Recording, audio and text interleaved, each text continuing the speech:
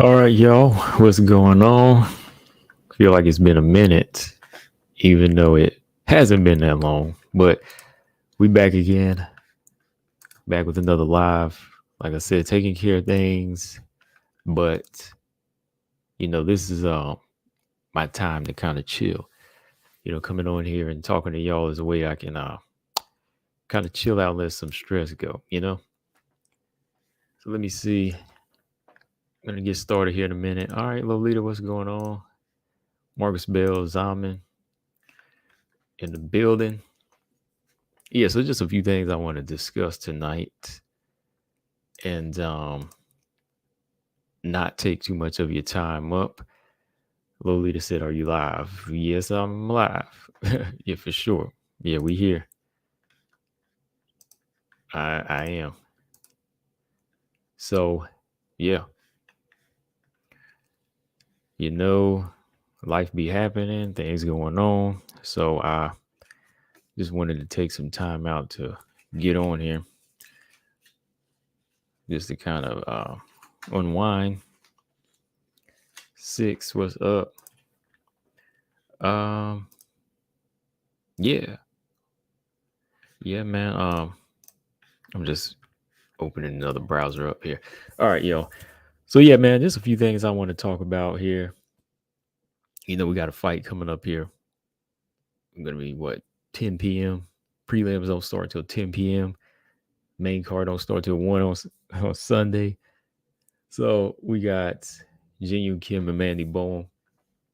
I know all of y'all are hyped for that one. Everybody's been looking forward to that fight. And y'all know I'm being sarcastic, right? But yeah, that's one we got to look at, man, because we got two flyweights on the chopping block. And they got to show up, man. They both got to show up. They got to do something. I was trying to see if I could make a pick in that fight with Bohm Kim. I was like, oh, man, she's got this. But then I remember, I said, wait a minute. Let me look at her resume. Man, Kim hadn't won a fight in like almost 4 years. So I'm like, man, no, she's on the chopping block too. I was like, she's on the chopping block too. I mean, 4 in a row. It doesn't make it any more dangerous for Mandy Bohm than it already is, man. And Mandy had a rough start. Very rocky. Yeah, Marcus, I mean, I'll be up because I'll be working, but I know most of y'all at that time are probably going to be calling it a night, especially if there's no fights. Like, that you're really looking forward to? I mean, aside from for the WMMA fans, the one fight, what are the fights y'all looking forward to on this card? So let's see, you got 3, 6, 7. All right. The prelims got 7 fights. Prelim score got 7 fights. Then you got 5 that start at 1 a.m. So you won't get to Derek Lewis's fight, unless there's a stoppage. You won't get it to it at a decent hour, if you want to call it that. But at 1 a.m., you won't get to the main fight until like 3 or 4. So yeah, y'all are gonna be missing out on that one. I think I'll be here. I mean, I ain't gonna be calling it, but I'm gonna be watching it because I'll be up at that time working. So yeah. Gary, what's up? He said Kim was robbed in some of her fights, in my opinion. Yeah, I think so. I still think she won the Cachoeira fight. I do. I think she won that Cachoeira fight. What do you think about that, Gary? I think she won that fight. The Molly McCann fight. I think she could have edged it out, but I think she let Molly bully her too much, and that's Kim's problem. That's Jinu Kim's problem, I believe. Colton says been slow for WMMA for a while, apart from the Andrade Murphy fight. Yeah, the first quarter of 2023 doesn't really have anything big going on, Up to April, we have what? Jillian Robertson, Pierre Rodriguez, and that's, it's kind of exciting because Jillian's moving down to strawweight, but other than that, it's nothing really like major. Because, Nunes is choosing not to fight Aldana in March, so we don't really have a lot going on, man. Let me see. Still nothing announced for Whaley's first title defense, Gabriella, what's up? She said Cheeto versus Sandhagen moved for main event with San Antonio. Do you think Santos Blanchfield might headline? Man, that's a good question. That is a good question because they could be looking to make that a 5-round fight. Blanchfield Santos, is it already a 5-round fight? Let me check. Oh yeah, it is a co-main event. So yeah, it could be a main event. We could sell that as a main event. I think so. What about you, Gabby? I like it as a main event. It's a UFC Fight Night card, and the winner's gonna be possibly the next contender after Grasso. So that's a good main event to me. If Tyler wants to get in that position, if they want to build her up as a threat to Valentina and legit have a reason to give her a rematch, they got to sell it. They got to sell it and say, okay, tune in to Santos take on this next big threat in Blanchfield, I mean, yeah, Cheeto and Sandhagen, if they moved him off, that's kind of a good thing for Blanchfield and Santos. For one, because Blanchfield will get her 5-round fight regardless, but she'll get a main event. Give her some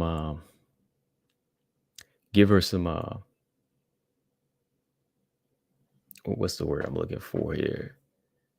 Give her a little walkthrough of, feeling that pressure of being in the upper echelon of the UFC at an early age, like she's only 23? 23, yeah.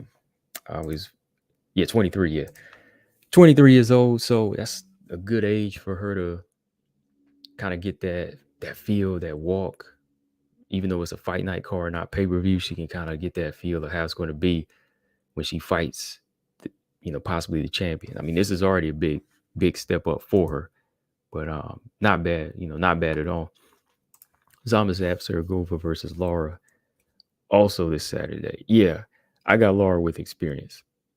Yeah, if she loses, I'm gonna be mad, man. If she loses, I'm gonna be mad though. If she loses, I wouldn't be shocked either because she hasn't been performing to the highest level. She's 0-3. She's on 3-fight losing streak. Everybody that's fighting as far as WMMA, except for Asaragova, is on a losing streak. Okay. Kim, she needs this fight. Let's talk about Kim a little bit. Yeah, let me know what you think about this fight too, Gabby. Let's talk about this here real quick. All right, so Jinyu Kim, she has a lot of good things going for her, man. She's got, the height, the size. She's kind of built like Juju Miller. Not thin. She's not like this little frail flyweight. Jinyu Kim's got some size to her. So I'm really confused as to why she's not really being trained in the different dimensions like Juju is. They tend to kind of stick with her striking a little too much. And at the same time, they're not training her to be more of a bully in there. If anything, she gets bullied. If anything, Jinyu Kim gets bullied when she's in there. She doesn't push the pace enough. She needs to be coming forward like George Foreman in there, like Sean Strickland does. You know what I mean? Like, she needs to be throwing the big power punches. Like I said, she's got like a 74, 72-inch reach, something like that. She's 5'7", and she's not thin. She's got a good size to her. She can fight any style, if you will. She could be a Muay Thai. She could dominate in the Thai clinch. Strike from the outside. She should be in here wrestling.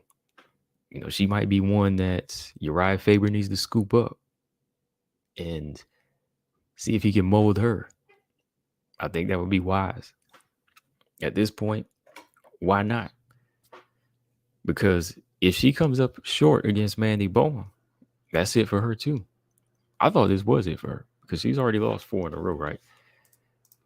It's very disappointing when you see these fighters with this type of size that don't know how to use it. Same with when she was same with the Grasso fight she was in. She just got picked apart in that fight, fighting behind the smaller, faster fighter when she should be making that adjustment to be the bigger physical fighter like Suarez can do.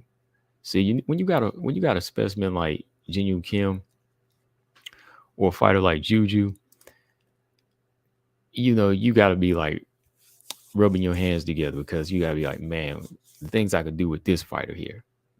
She's got the perfect frame for anything in there. She's got some muscle to her. She's lean.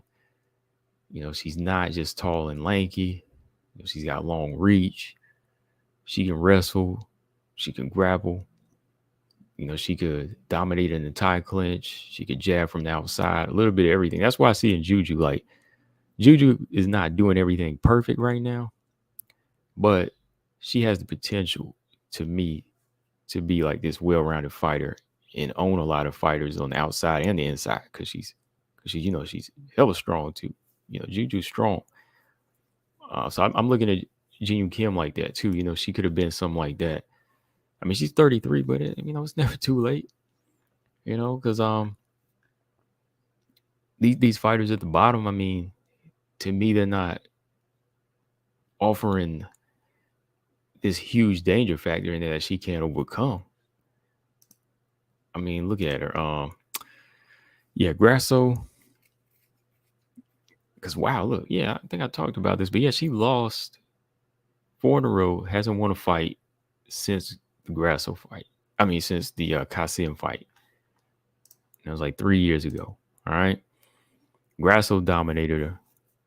I agree with Gary that a couple fights she could have won. Jocelyn Edwards, that was a split decision win too. Cachoeira, I think that was a fight she could have won. Even the Molly fight, but that just goes to show you that she doesn't pull the trigger enough. That's her problem. That's her and Mandy Bowen's problem. They don't pull the trigger enough. They don't go in there and dominate. Whenever they get in there, sometimes they'll kind of freeze up, or they'll just kind of let their opponent take the lead, and they fall behind. And it's not like I'm making this up or just disrespecting fighters. Some people think they can mistake that and think I am, but no, I'm going by the facts. I'm going by what I've seen in the resume here. I mean, if you come up short against Molly, and you had the skills to beat her, well, the evidence is right here. She bullied you in there. Molly McCann was pushing you back, cracking you with right hands, just taking control of you, fighting behind Cachoeira when you have the hand speed to outwork her. You have the footwork, you have the jab. None of that works. Okay, that's on you. So Jin Kim got a lot to do in this fight. It can't just be a win either. It can't be like a split decision, because didn't they cut a few people that just won like split decisions, didn't they? They ain't joking. You know what I mean? Like, if you ain't gonna bring something to the table in this fight, they can very, very well cut you. But it was a Sarah Morris. Yeah, Sarah Morris. Who did she beat? And they cut her too. They cut both of those fighters. I think Marcus Bell, he knows, right? Who was it, Marcus Bell? Sarah Cheesecake Morris. She beat somebody in kind of a boring fight, and they wound up cutting both of them. Oh, Vanessa Mello. Yeah, Vanessa Mello. So a lot rides on this fight. Jin Kim could be simply fighting out her contract, or if she loses, she could just get cut. Or if she wins in a stinker of a fight, she's gone, I believe. Yeah, Gary said these fighters are slow. Yeah, they're both slow. Let's look at Manny a little bit. Yeah, Manny Bohm is another one that I like what I was seeing in Bellator. That's why I hated to jump too far ahead, but I like what she was bringing, but she kind of disappointed me too, man. She was just very lethargic in her very first fight, very apprehensive. And Ariane Lipsky was the perfect opponent, I think, to show out against. Mandy Bohm, to me, had the tools to beat Ariane Lipsky. I thought she was going to take the fight to the ground, or at least like keep Ariane Lipsky at bay with her jab. But what did she do? She froze up when she tasted that power. She froze up when she tasted that power, man. Whenever Mandy Bohm started getting hit with them right hands by Lipsky, she was like, man, this is the UFC. She's like, oh, man, I don't know what I'm in for here. James Perez, what's up? He said Juju could be a top contender in a couple of years. Yeah, I believe that, man. Like, it's all about what she puts together. I mean, she's got the right idea, I believe. Marcus said Tapology has Aaron and Santos on the main card, not a co-main.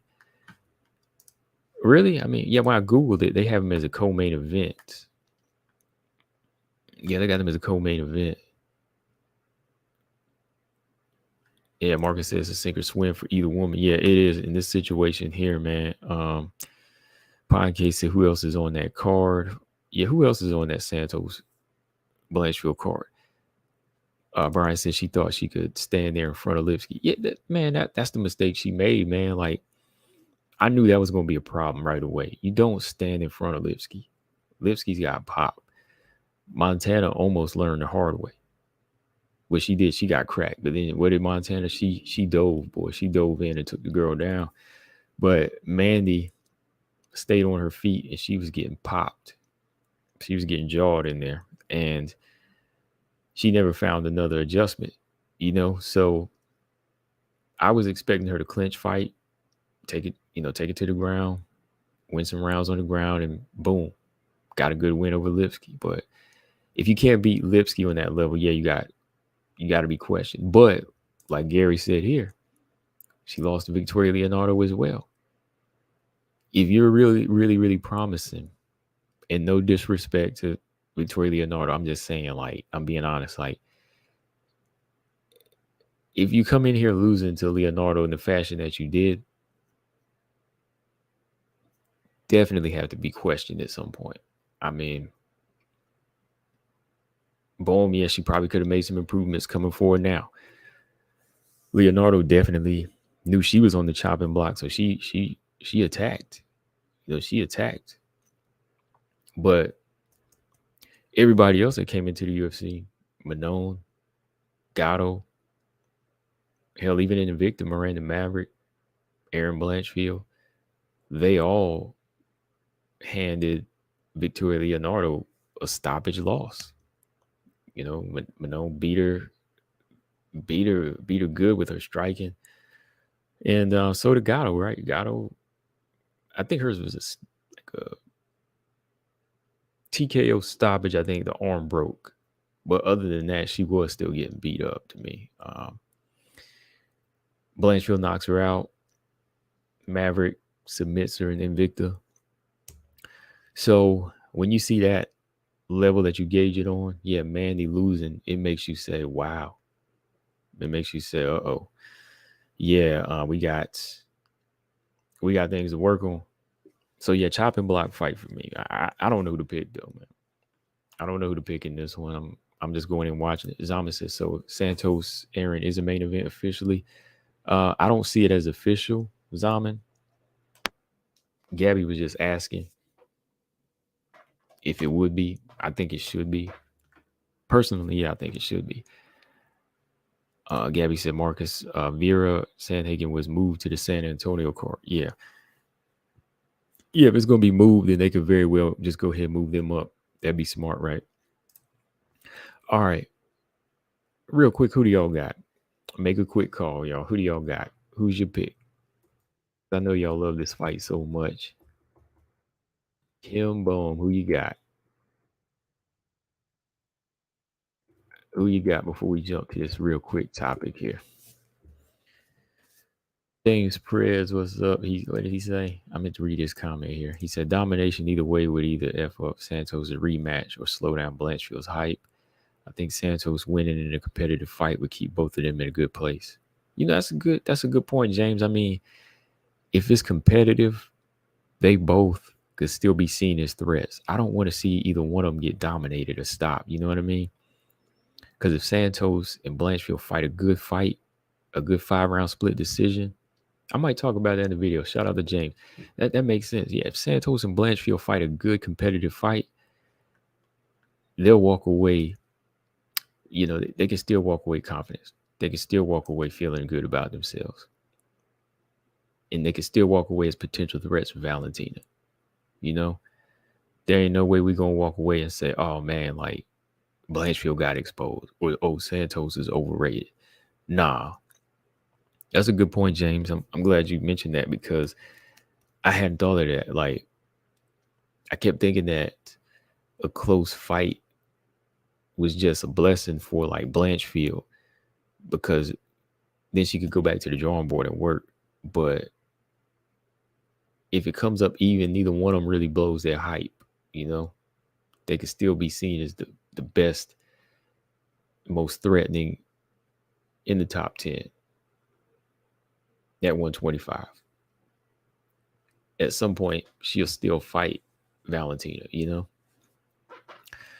Marcus said, I'd rather jump in the nearest river with ice than make a pick. Man. You know what I'm saying, man. 6, he got Bohm. He got Mandy. BJ said, let's go Monster. What's going on? Brian said he got Kim by experience. Zama said he's going for the underdog, Mandy. BJ said Mandy's focused now. He said Kim better know how to defend subs. But shoot, Mandy better know how to let them hands go first, bro. She better know how to get them. She better know how to let them hands go first too, man. I really don't know, man. I'm not picking. I'm leaving this up to y'all on this one. George, what's going on? He said Santos has to put on a dominant win to get her rematch. Whaley is a 2-time champion. Robot Chicken, what's up? My Pine K says, unpopular opinion, Blanchfield getting ragged out. That's not really an unpopular opinion to me. I'm definitely not going to rule that out. I mean, that's a possibility. I mean, if anybody gets ragged out, it could possibly be her because, Santos is big. She's strong. She's physically strong. And that's her thing, you know? She can move girls. But then when you look at her fights, she neutralized Jillian Robertson. She did clinch up and wear down Molly McCann. But so this is why it might be unpopular. Who else has she like ragdoll? She took Valentina down multiple times. But has she really like slung any girls around? Who is she slung around in there? I'm thinking. Who is she slung around? Roxy? I don't really think she swung her around either, man. Who else has she slung around in there? I mean, she could, but she hasn't never really like slung any girls around in there too much. James, I feel in a close fight, Santos should win, so she can still have a rematch. A loss in a close fight hurts Santos more than Aaron. That's true. That's true.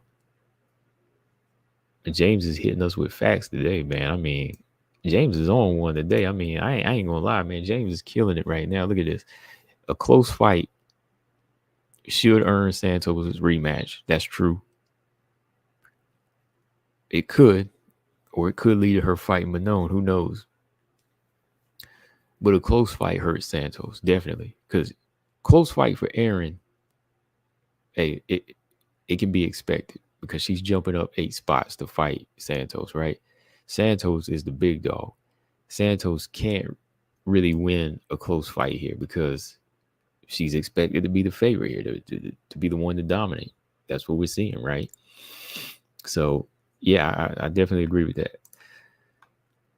Lipsky had crazy hand speed advantage. Kim should be easier in that sense. Just compare Antonina versus Lipsky and Kim.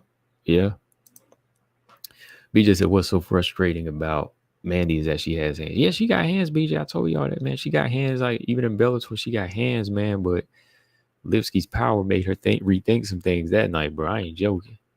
Yeah, Kim got bricks.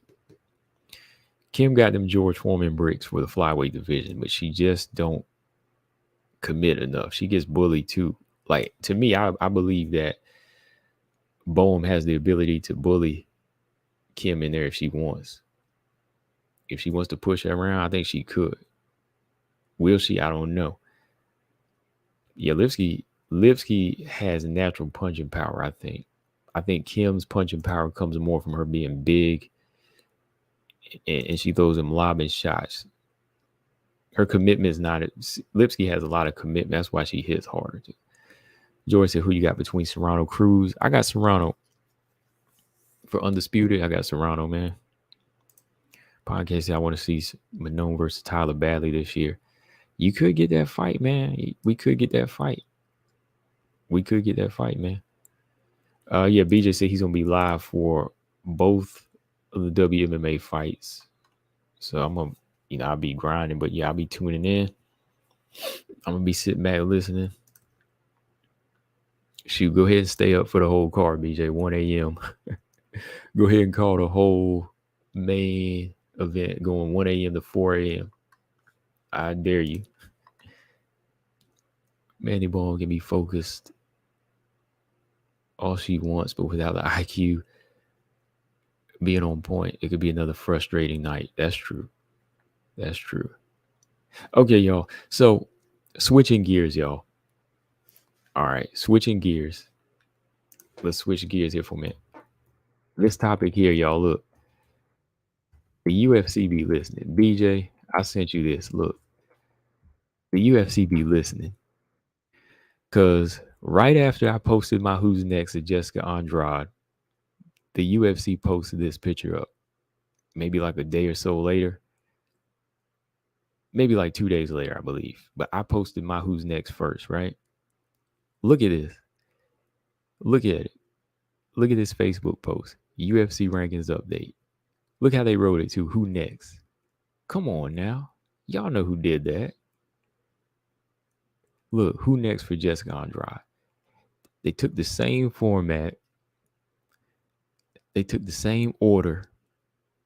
All they did, look, all they did, yeah, BJ, look, all they did to make it a little different is change up the bottom fighter.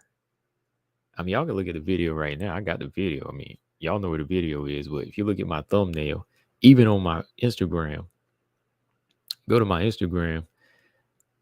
This is how my my picture kind of looks, except instead of Carlos Sparza, I have Rose Namajunas on there. Okay, I got Rose Namajunas on mine. But, yeah, George, you know, we could, but we can't do that because they changed it up. You know, they changed it up just enough. They changed it up just enough to say it's different. So I had to post that just to show it to y'all. I mean, they took the phrase too. Like I never really seen them say it like that. Who next? That's mine. I've been doing that even with boxing, man. You know, this is how they say it. You know, this is how I say it. Okay, look, who's next versus who next? I'm just showing y'all, man. See, look at this. Wild Tiger, what's up? See, Wild Tiger, I'm just filling everybody in. You know, Wild Tiger, now you seen this on my Instagram. I'm gonna ask you, Wild Tiger. Now you know. Look at this Jessica Andrade picture that the UFC posted. Did they not take this from me? Did they not take this from me? Look, who next for Jessica Andrade? That's how I say it. Come on now. It came out right after I did the video. And I had some other fighters, you know, comment and send me message on and like it too, you know. So I was just like, come on. They did just enough to switch it up. It's the same dang on order too, man. It's the same order. I put Whaley at the top because that's the one that's the big fight for. I put Manon as the second choice. Okay. And then I put Rose at the bottom. Because, you know, that's like the one that we want it, but it's like the least possible fight to happen. Okay. So, yeah, I'm like, yeah, they be listening. I mean, when you want to know what the fans want that really like WMMA fights and they really, really like WMMA, they're gonna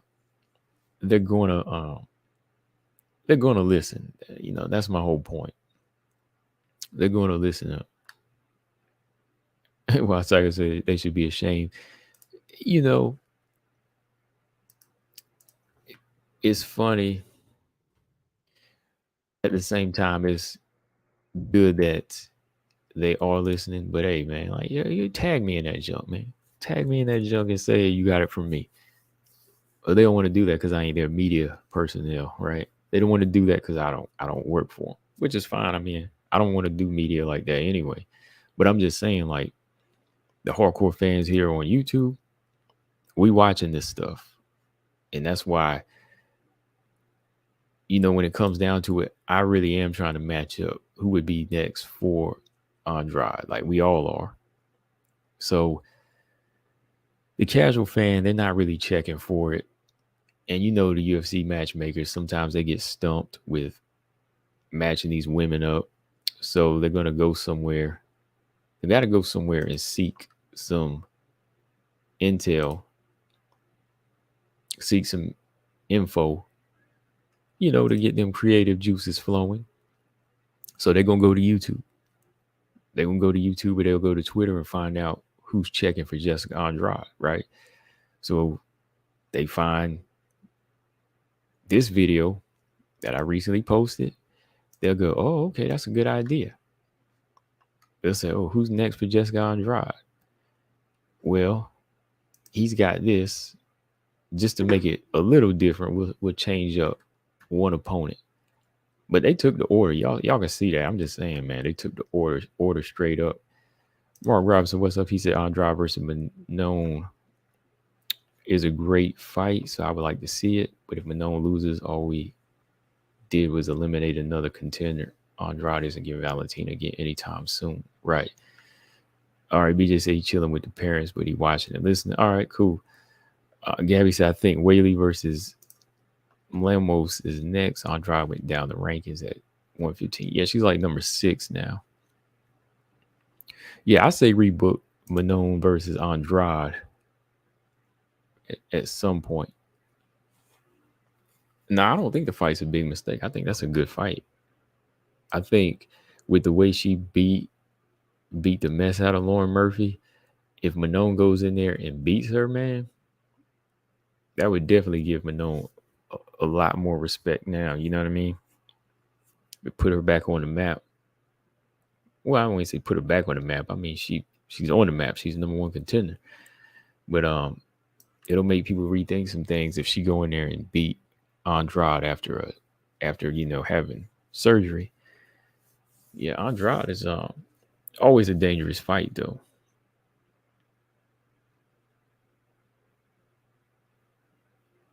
Robot Chicken said he thinks Whaley is the best strawweight ever. She got the potential, man. She got the potential. If she rack up at least 3 title defenses, I could definitely argue that her resume alone could rival Joanna. Or if she can rack up 3 to 4 title defenses against some of the fighters I named, Robot Chicken, then I could definitely argue that her title defense reign would arguably be better than Joanna's. Right? Okay, like this Robot Chicken. If Whaley beats Lemos, Andrade, Rose in a rubber match, and somebody like Dern or Jan Janan, if she beat those 4 fighters or Marina Rodriguez, even though Marina was stopped, I think Marina's still a good fighter. If she beat like those 4 or 5 in a row, that's definitely gonna be better than Joanna's, I believe. I won't. Well, it'll be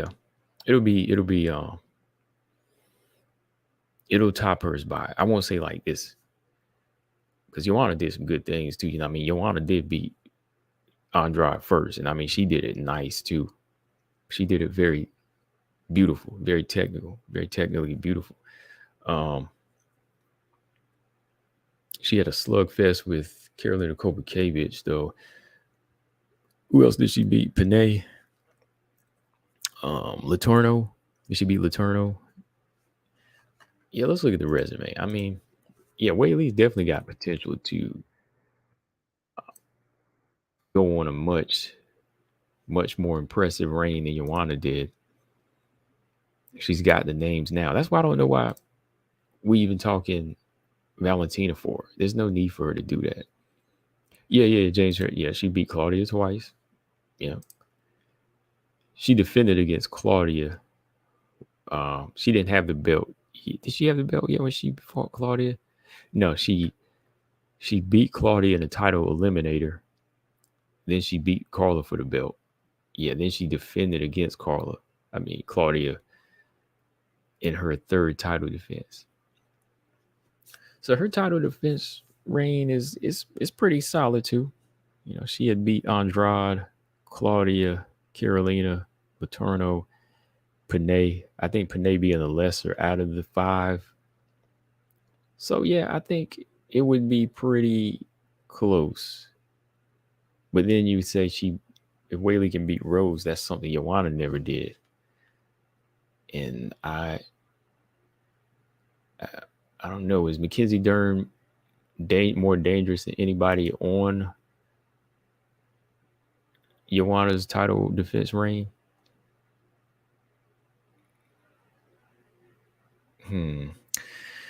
That's interesting stuff to look at. Okay, so yeah, that is impressive though. Yeah, B just said she beat the peak Letourneau. Let me see. So yeah, her resume looks pretty good. Now I go back and look at it. I think Panay was probably like the softest touch. Everybody else was pretty legit at the time, even Karolina. This was before Karolina got knocked out, by Andrade. So yeah. But yeah, Whaley still got the potential to be that GOAT, though, in my opinion, for strawweight. I mean, destroying Andrade 2 times would really put her on the map like that. It put her on the map. And beating Lemos would do her wonders too.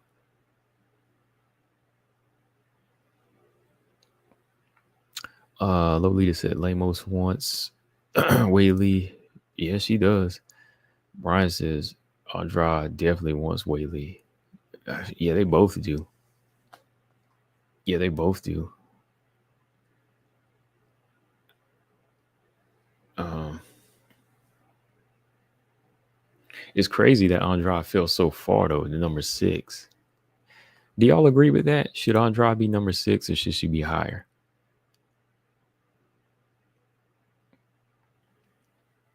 I haven't heard about. I haven't heard about her in a minute, George. Valerie Letourneau. Yeah, since that fight, I know JoJo would beat Letourneau too. Robot Chicken said, "Bounce back, fight or retirement doesn't change my mode." JoJo got this. Yeah, you right, man. JoJo got this, man. Yeah, JoJo got this fight, man. She better, man. I mean, I don't know much of it gonna come of it. I'm just speaking as a JoJo fan, man. You know, come on, JoJo. You can't go out on a hard losses like this, man. You gotta get back into the win column.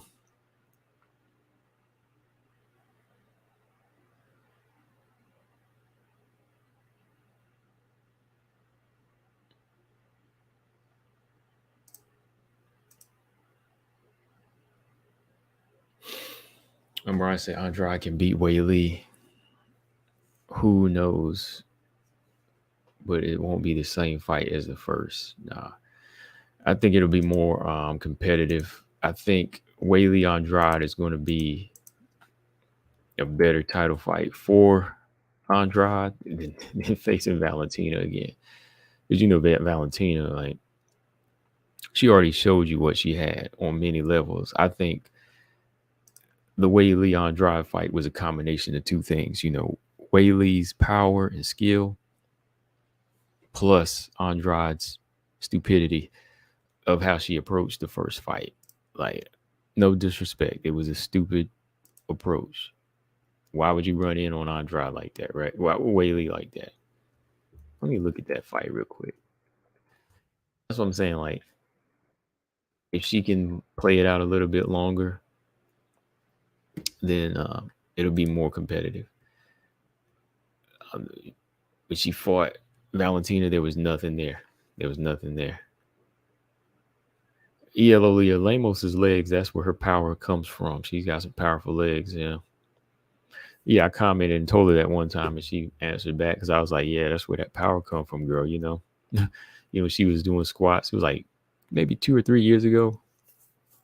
I was like, yeah. I was like, work on them thighs, girl, because I was like, that's where that power comes from. And she responded back. Marcus said JoJo's fighting the person who fights drunk. She got that drunken master style, right?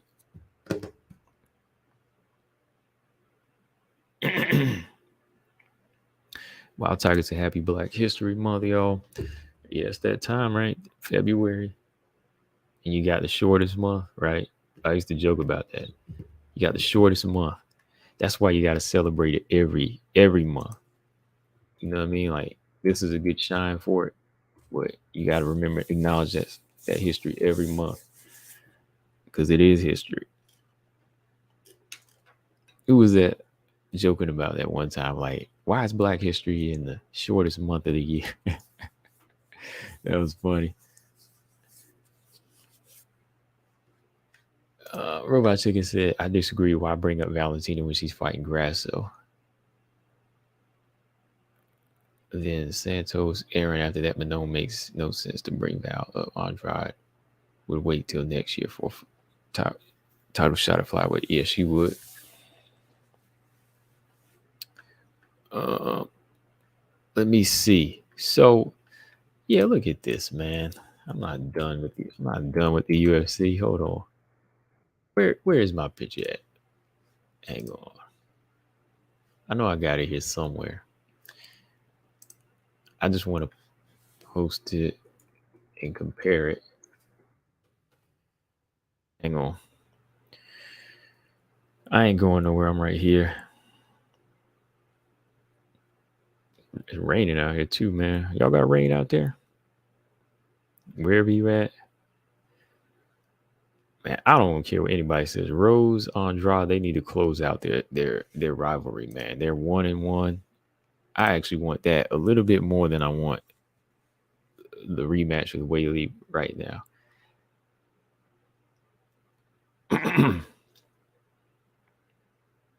Because I just want to see some excitement.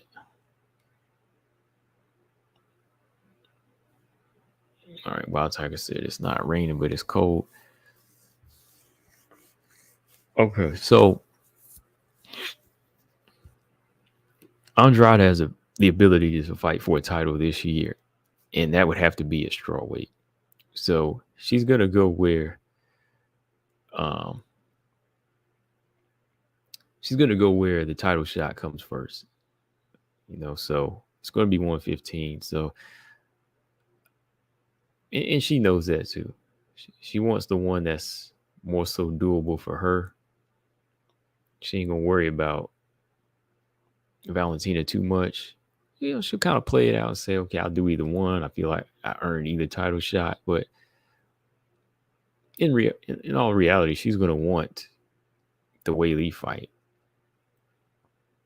because that fight ended so bad for her. She didn't even go around. Didn't even go around. George said, it's Groundhog Day. He said, yeah, that thing don't care about no weather, man. That weather gonna stay. That weather gonna stay as long as it want. We don't care. We don't care about no groundhog.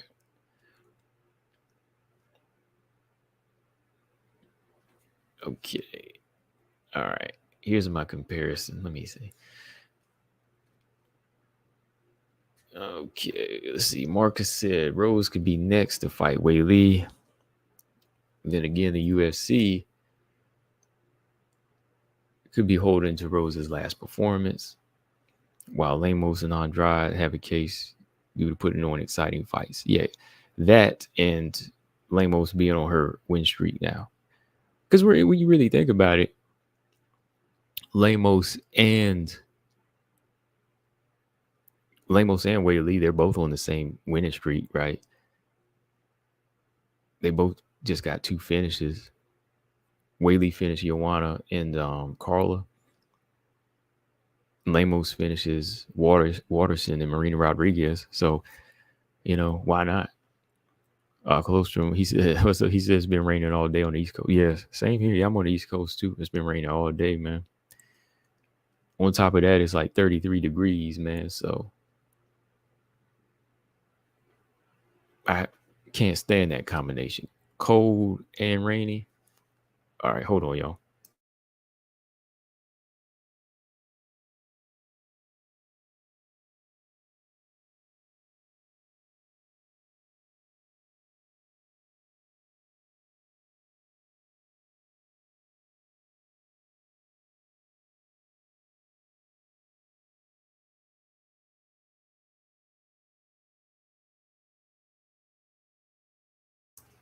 Let me see. George said, how about Dern versus Waterson? That's not a bad fight. Because Waterson is actually fighting Luana Pinheiro. But if they had made that fight, that's not bad. James Press, I bet you it's not negative 25 cold. Oh, no, it ain't negative 25 cold. I ain't out there. I ain't in no negative 25. I work in negative 25. If you want to know, James, I got a cold room that's negative 25. I got one that's negative 70. So I know what it feels like. You can only stay in there for so long. Like, yeah, I work in like a negative 70 environment, a negative 40, and a negative 25. And from that point on, you can't really tell the difference. I mean, you're gonna freeze up and die in either one of them, but you can only stay in them things for so long. So yeah, negative 25. I ain't wishing that on anybody. You go in one and your beard will freeze up fast. I mean, yeah, because I'm excited for Whaley versus Lemos. Yeah, I am too. Lemos Whaley, make it happen. If it goes the distance, I'm gonna give them flowers all day long, but I don't think it does. Yeah, you see this? Look, this is what I'm telling y'all. Look, I did this, and this is what the UFC does. Look, this is my picture on the right. I released mine like a couple of days. Hey, what's going on, Sage? I released mine like a day or two ahead, and then the UFC they do this one on the left.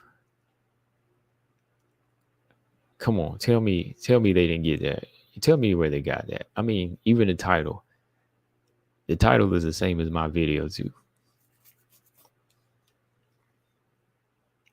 Title is the same as my video too. That's why I think it's important that you gotta voice your opinion if you want to see some good fights. I mean, that's what I'm saying. I'm gonna keep on telling them, man. These are the options for Andrade, but we all want to see Whaley take on Lemos next, right?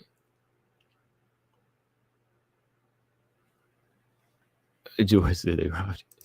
You know they did, man. I'm just saying, look, it's the same thing. They just took Rose off and put Carla there. Took the title, same order. Then they said, you know what, we got to take off. We're going to take off Rose because we don't really want to see that. That's what they say. We're going to take her off. So we'll put Carla there since she's a former champion to make it a little bit more different and make it seem like it's more credible, you know. But I'd rather see Andrade Rose fight again. You know, that's a question. Which of y'all want to see? Rose, would you rather see Rose and Andrade in the third fight or Carla? Let's be honest, Carla would get destroyed in an Andrade fight. I mean, even if that's a first time fight for Carla, I wouldn't want to see that, man. I would be scared for her. See, at least Rose been there before, and we know it's a good fight. But I don't think Carla has what it takes to handle Andrade. And I know some people are going to say, oh, man, you said that Carla was this and that. Yeah, against certain type of fighters, she is. But in this situation, I already said this before, this is a bad style matchup. Andrade versus Carla is a terrible style matchup, man. She would get hurt. She ain't got the footwork. She ain't got the reach like Rose does. She ain't got the striking ability like Rose. That would be terrible, man. That's why I don't even know why they put that up there. Who the matchmaker there? I'm gonna talk to. Y'all trying to get Carla killed. It's a first time thing, but still, man, we know that's not a good matchup. I don't care if Rose and Andrade fought 2 times, they could fight 10 times. They make a great style matchup. They're just fun to watch, man. And they both have styles that can neutralize each other at times or hurt each other. But Carla, that's going to be one-sided. I mean, if Whaley did what she did, Andrade could just land big power shots on her, man. Like, the way she was beating up Lauren Murphy is probably Carla couldn't withstand that type of punishment. Not at all. George said, I'll send Shannon Sealy. He crazy, George. Shannon Sealy. Bodybuilder Shannon Sealy. Wow. Okay. So BJ said, yeah, Rose Andrade 3 makes sense. Yeah. Close one said Whaley versus Lemos and Rose versus Yan. Yeah, Rose versus Yan. That's a good fight. I'd rather see Nami use Andrade trilogy. Yeah. Rose Andrade all 3 all day. Yeah. Robot Chicken said, "Come dropping wisdom bombshells." Yeah, I'm just saying, man. Like Carla doesn't have much of a chance in like her Andrade fight. You know, I thought she did against Whaley more so because she would have more time to think. If she's on the ground more, but Andrade, she's different, man. She's always been different.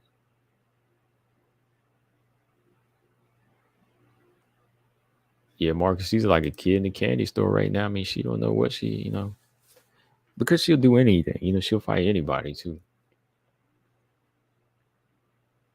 Yeah, I don't want to see Carla in there, man. Sage, what's up? He said Rose Andrade 3 has to be for an interim belt somehow. That's a main event fight and a high stakes one at that. I think Andrade retires Rose then and there. Dang. Yeah, I talked about an interim thing before, but nobody said there was really a need for an interim strawweight belt. I mean, do y'all feel the same way? Because I think I posted up a poll one time. I said, do y'all think strawweight should have an interim type of belt? When you start having more contenders, possible contenders, right? Do you need an interim belt? Yeah, Rose Andrade 3 should be a 5-round fight too, man. I know y'all want to say I'm being a sadist for that. I want to see some punishment. I want to see some pain, but hey. Lolita said, does Rose want to fight? That's a good question. That's where it comes in, man. Like, does she want to fight? In a perfect world, we would hope so, right? But the question is, I don't think she's coming back until like maybe mid 2023. So yeah, I don't know, Lolita. Oh, Wild Tiger with the 10 spot. Appreciate it. She said, I'll break my TV and block the UFC if they give us as far as a non-units 3. That second fight was an embarrassment. In the WMMA community, they was fighting the air. Man, don't even mention that fight. Don't even put that in their minds. No, you know what, Dana White makes bad choices. I mean, putting this slap crap out. So he could very much well make a third fight with them. And I don't think he'd be that stupid. No.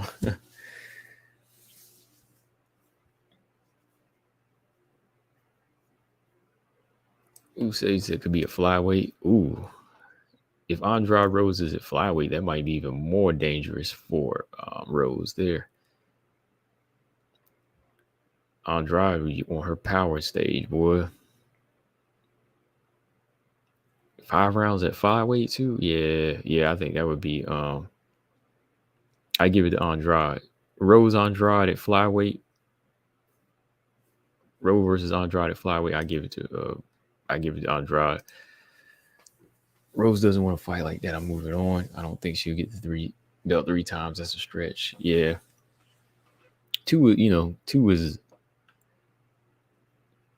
2 might be enough for her. Yeah, Marcus, I saw that, man. I was gonna post that up. I saw it. Yeah, Jan received her blue belt.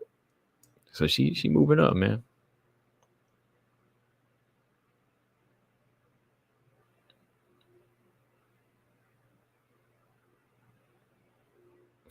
So he's Wild Tiger, $10 paired with some truth. Yeah, that's a good combination. Todd Johnson, what's up? He says, an interim belt would bring some spice to the division. Great show as always. Thanks, man. Yeah, I would think so at this point, because then it would force some 5-round fights, and it would force, it would force them to make some good fights. Period. Yeah, slap crap is just somebody need to really cancel that crap. All right, Sage said, I want to see Poliana Viana potentially take Verna's 15 versus 10. Yasmin Harigi take Emily Ducote's number 14. Yeah. I'd like to see Harigi. I like to see Harigi versus Verna. That'd be a good fight. Grappler versus striker. That's a good matchup. Let me see. Yasmin Harigi versus Verna was a good fight. I'd like to see Yasmin take Viana's spot. How did Viana get that spot? That's the question.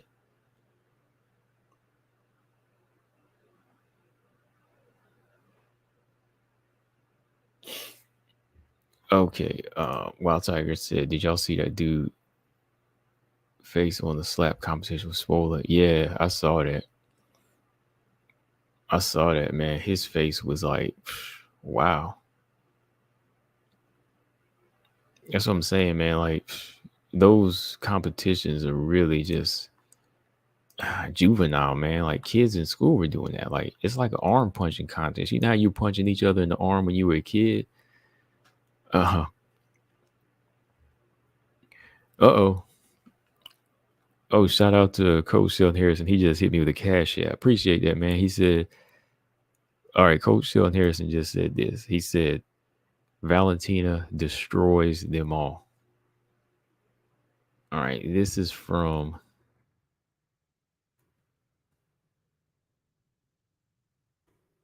this is from Coach via Cash App. He says,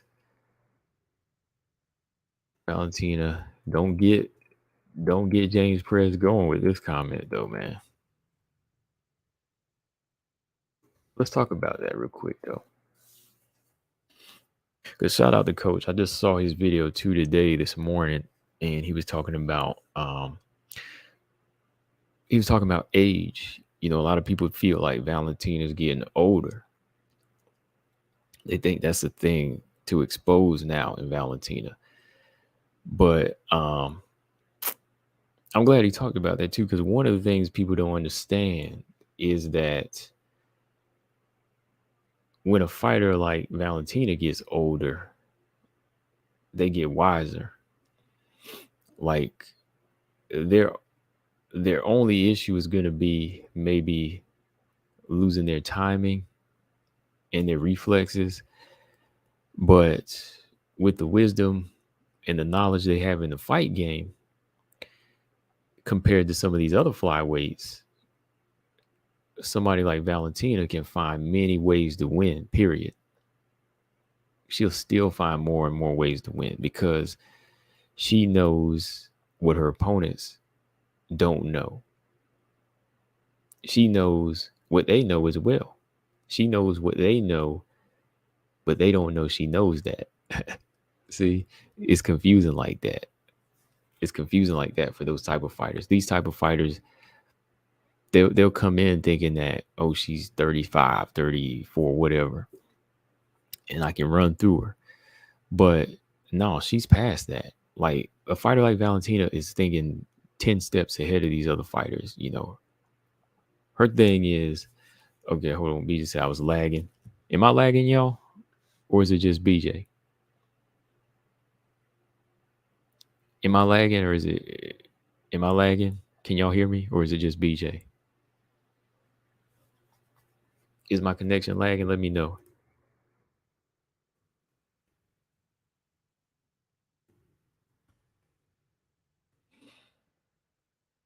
Okay. Okay. Colostrum said he can hear me good. Okay. Okay. So he said he can still hear me fine. Okay. Wild Tiger. Okay. I think it's BJ. Yeah. Okay. BJ got a dial up. Okay. BJ's got a dial up. Don't worry. I think he's still using the fax machine. All right. Mark Robinson. Okay. He says good. Okay. Where were we? Oh, yeah.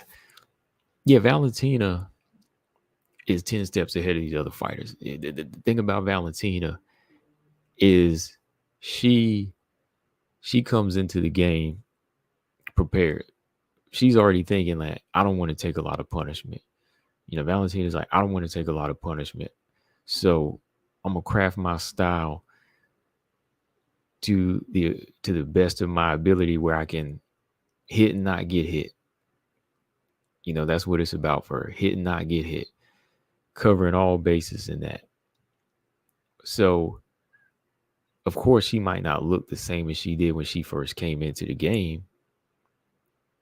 Right? She won't look the same as when she first came in.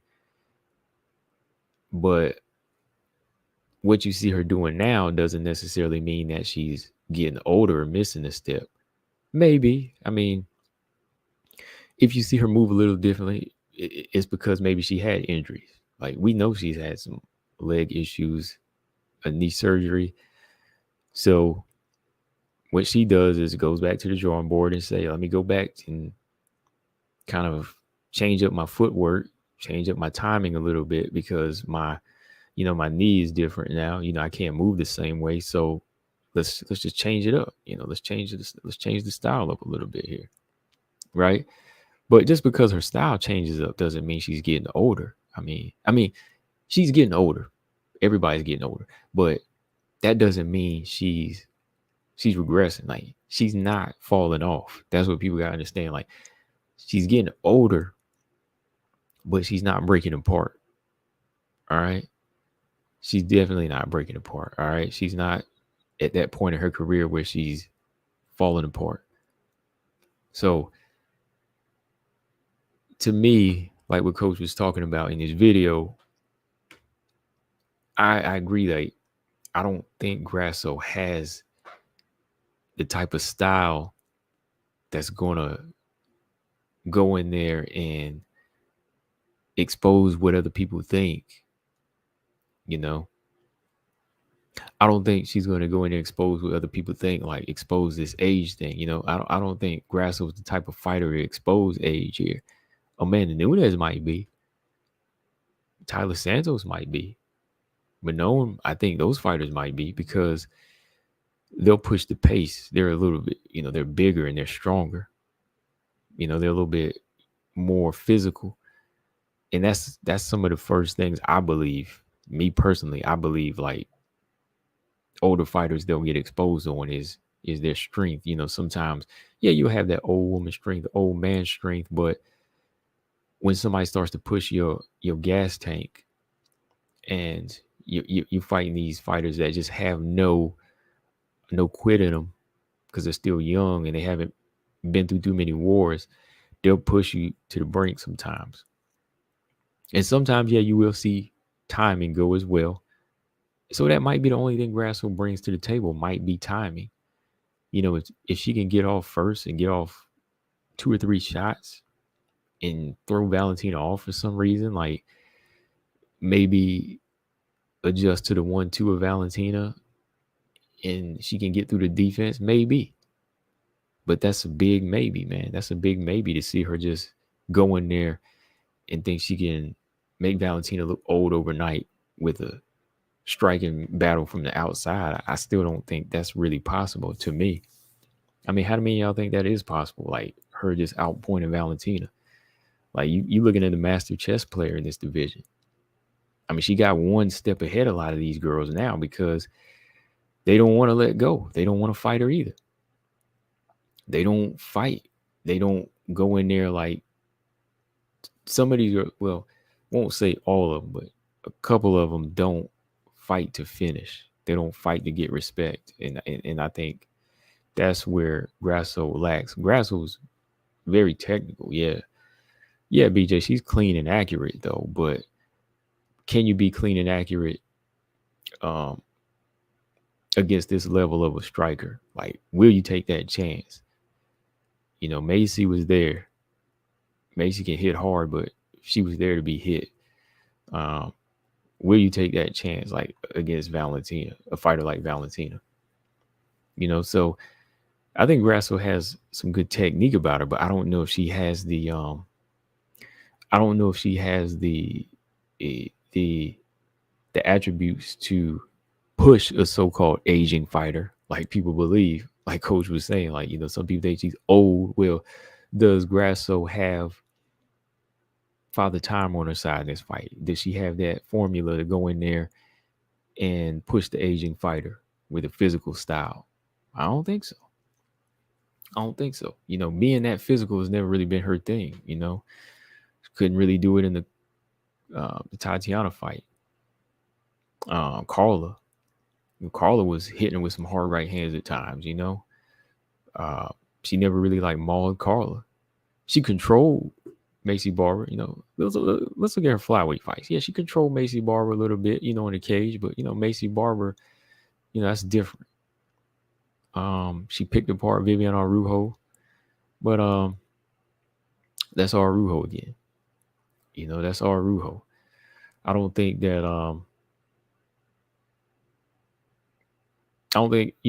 what she was doing against those fighters is going to be like really taxing on Valentina. Like, you're not going to see her chop her down or pick her apart like that. That's just me. That's just not me. Lily just said not likely Grasso KO's Val. No, I don't think so. Robot Chicken said James is Val still go if Grasso gets a second round KO. Yeah, she said not likely. Oh no. If Grasso was the KO, nah, man. I mean, since it's his opinion, I'm gonna speak for him. That I don't think so. She can't hold on to it anymore. So James says, I mean, no one ever landed anything that did damage in her entire career on her feet. But hey, we'll see what happens. And that's another good point James makes again. Like, James, you deserve a star today on one of your comments here. I mean, that's another fact right there. I mean, she's faced some big hitters, she's faced some big hitters and some quick hitters like bantamweights, Holly Holm, uh, Amanda 2 times. Some of these other girls that, can go in there and brawl a little bit, but Andrade, but they've never were able to land any significant damage on her. And they're the girls that go after it. That's why I'm really trying to think. Somebody like Grasso that doesn't really have a kill switch. Can she pop Valentina and get her respect? Mind you now, Grasso ain't got but one stoppage. And that was a submission. That was a submission against JoJo. She ain't stopped anybody at 115. She took her foot off the gas against Barber. She could have stopped Jin Yoon Kim, in my opinion. But she didn't. All right? She didn't. So, does anybody really, really believe that she can stop Valentina? Like, really? Do you think she can really stop her with her hands? Remember now, Valentina got a high boxing IQ as well. Maybe even higher. Because it's not just about stance, and it's not just about crisp punches. It's about range management, distance management. It's about timing. It's about knowing when your opponent's going to throw a punch, making your opponent throw the punch you want them to throw, the feints. That's why she depends on that basic 1-2 sometimes, because nobody can get by it. They don't know when it's coming. You don't have to follow up with 4 and 5 too much, right? She'll end with a leg kick, but sometimes she don't have to go with these other crazy shots because the 1-2 usually knocks them back and they don't want anymore, right? So that's the question. Like, I'm just asking y'all that. Does she have that ability to do? I don't know, man. Just don't know. We'll see. I don't see it. I don't see it. I don't see her hurting Valentina at all. I really don't. I mean, it's going to take just a badly off night. Closeman said Grasso showed a kill switch in the Carla fight. I don't know about that. I mean, she hurt Carla and didn't go after. She could have finished her. I think it was the end of the first round. I don't know.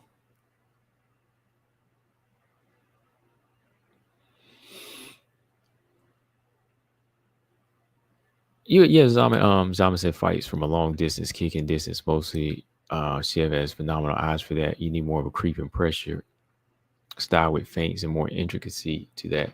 Yeah, I think that that she's gonna have to slow it down. Yeah, I can agree that she has to have to slow it down to where, like I was saying, Val's got good timing and good eyes on that. That this is gonna have to be a fight that Manon punches a little bit more straight, and can't blitz in, and she'll have to pick her shots to get her way inside. You don't. That's why I was saying, like in the Chikagan fight, she should have used that time to be more of a wrestler. Don't fight the outside fight too much. Start using the physical strength, because Manon's gonna have to be more physical in a fight with Valentina. You can't let Valentina set her feet. And when you stay from the outside, that's where you do get picked apart. But I think with her growth in wrestling and her style, I think that she'll be able to use more of that than I think Grasso will, because I think she'll take more chances than Grasso, though. I don't think Grasso will take as many chances,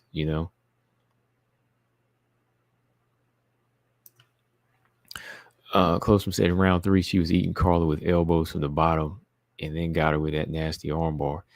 Yeah, she did. I mean, I still didn't see like that finish, that finish hitter though, man. Like it was still too close.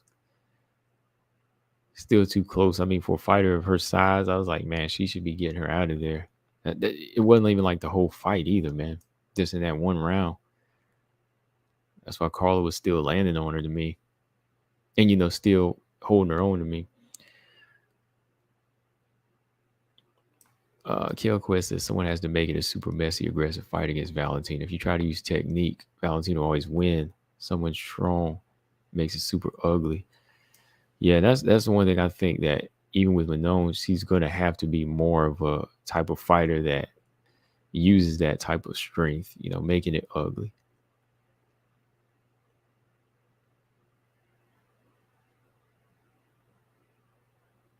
Well, Zom, I wouldn't call her old horse either. I mean, if you've been working on it, I think that she can still change that style. It would be better than fighting from the outside.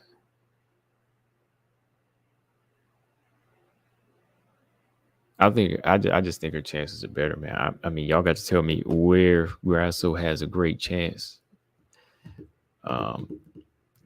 Out of the 6 years I've seen Grasso fight, I mean, yes, she's a good technical fighter, but there's just some things that I don't see her pushing enough of. Bluebird made a good point too. He said Grasso does have skills, but she won't be able to stop Valentina from wrestling her to the ground, ending up like Andrade. I think it'll be fun while they stay standing. Yeah, because I'm just looking at those like spin kicks as well. Those spin kicks from Valentina. Catch her to the body, knocks her back. Just little things like that is going to put a damper on the boxing clinic that y'all think y'all are going to see in this fight. Yeah, BJ makes a good point. Yeah, she was dropped by Manon. She was front kicked by Valentina. She was front kicked by Joanna. Valentina has definitely been here. Yeah, that's what I'm saying. Like, you can't really have your strikes telegraphed. So, okay, you're thinking Manon is going to be easy work because she blitzes. Well, if she can't wrestle, then okay, she's going to have to play more of a chess match, more of a mid-range chess match. And if she has those tools like front kicks, it's going to be about timing with her in this fight. Throwing combinations to throw Valentina off. You have to throw something. You can't sit back. I mean, that's where Santos paid. She paid whenever she would sit behind Valentina. There had to be a time where she let her hands go, but sometimes she would sit back, and that's where 4 and 5 Santos, I think, not gave up, but kind of let the fight slip out of her hands. Mark Robinson Val has this long layoff between fights has actually given her time to add new elements to her game. So yeah, Val is still working to get better, not just maintain. These girls are in trouble, right? Yeah, her layoffs are just like time of growing. That's what's dangerous, man. Like her times of growing, like she doesn't deteriorate, like she doesn't regress in her time off. Like she doesn't gain rust, she gets better. Because she said it herself, I think, in one post that, hey, learning new elements to the game, learning new things. So the thing she's doing is already advanced, but with what she's doing, she's still growing. Sage, I want to see Santos versus Firo. Yeah, that's a good fight, That is a good fight.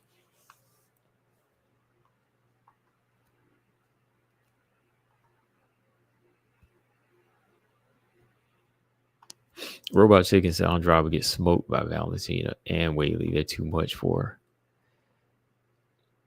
Yeah, whenever you have that type of intelligence, that committed intelligence, that's another thing. I mean, committed intelligence in a fight like Whaley and Valentina. Andrade she can't conquer you. She can't conquer you. She's not going to beat you like that. All right. I'm going to say Andrade can't win clinch against Valentina. Forget that. No, she can't. She's not going to win that. Marcus said Corinne isn't coming for everyone yet. She has to get past the lower level fight. Yeah, she still got to get past Cachoeira first. Let her go in there and handle Cachoeira first. Then we'll talk. Well, actually, we'll talk if she fights maybe a couple. No, got to be 3. I ain't going to change that. It's got to be 3. It's got to be at least 3 fighters. Robot Chicken said, "Yo, Combo, are you live for PFL?" Sorry, I'm not. I won't be tomorrow. Nah, I'm gonna try. I'm gonna be checking it out, but I'm not gonna be live for it. Wish I could, but nah. Closum said, "If Manon was an aggressive wrestler grappler, she would murk Val." Possibly, yeah. You still have to be well rounded. Yeah, you still have to. You still have to be well rounded. Like Tyler definitely opened her eyes up to that. Like Tyler was very physical, powerful, but she was lacking that striking element, even on the ground.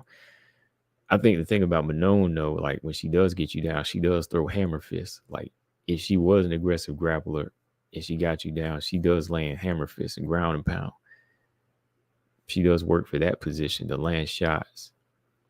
So yeah, maybe she would. I think she would definitely have a better chance and could possibly win. But Merkin, I don't know. I don't know if she would murk her though. And that's just me. I'm a Manon fan. I don't think she would still murk Valentina. I think as an aggressive wrestler grappler, she would outwork her. But Valentina would make some adjustments to still win her a couple rounds. But if she stayed in her chest like Santos with her hands as well, yeah, sure, she could win. She could win the fight.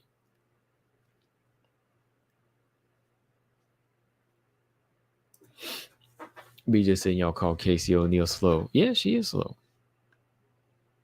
Yeah. I think she's slow. She's still climbing the ladder though, but she got Jennifer Meyer problems. So talk to me when she beats Jennifer Meyer, okay, BJ? James said basically if you're a very big girl with amazing grappling, you would out grapple her. Sure, why not? You got to be to get it, you got to be well rounded. You got to be well rounded though.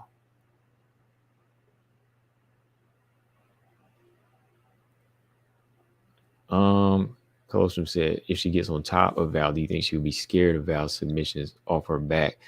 I think she would be aware of them. I think she would be aware. That's why if Manon was on top, like I seen her on top a couple times, kind of stay hugged in to avoid whenever a fighter can, would try to raise that guard to get the arm bar, she'll probably try to stay in with head control, which to me, if Manon was to grapple with Val, I think it'd be better to look for a position over submission for herself, because that way she could look out for anything Val is going to counter with, and she could keep a position to steal the round, even if it's boring, or land ground and pound, or use her head control in there.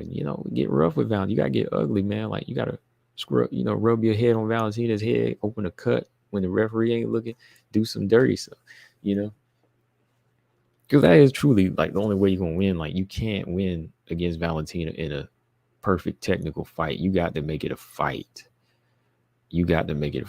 So yeah, but those best chances I think would be like in close on the ground, away from the extended strikes of Valentina, because that's where she's going to generate her most deadly punches to me, and kicks. A roundhouse from Valentina ain't no joke. Her spinning back fist ain't no joke. So you don't want Valentina on perfectly flat feet when she's about to let go. BJ says she's faster than Manon. Where do you see that at? You watch the Roxy fight and you think she's faster than Manon?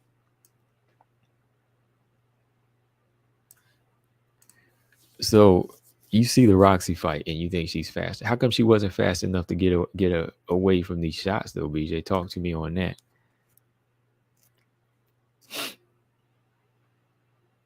BJ said did he wake up the hater? Nah, you didn't wake up no hater. You waking up the truth seekers. You woke up the truth tellers, BJ. That's all you did.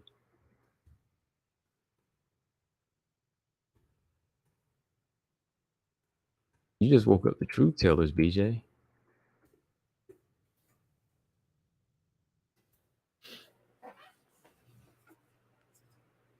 That's all you did. You woke up the truth tellers, BJ. That's all. Yeah, Casey O'Neal. I ain't even, see. I didn't even say that, but hey, he ain't lying.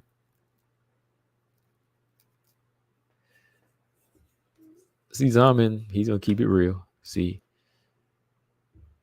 he feels Manone's style against Valentina is bad for her. I can understand that because Valentina has great timing, but O'Neal plods forward.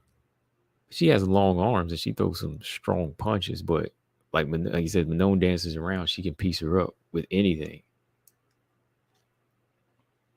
You know, she can piece it up with anything. I believe that. When it gets to the ground, it could get interesting though. When it gets to the ground, yeah, it can be interesting, you know. But other than that, I mean, even then it would be tough. I mean, I still think Manone is stronger. I think she's still stronger than Casey. But you know, that's all going to be answered when she fights Jennifer Maya. You know, it's all going to be answered when she fights Jennifer Maya. You know, that's her test. You know, that's her ultimate test is Jennifer Maya. Beat one of Manone's former opponents, and then we'll talk. That's what it comes down to.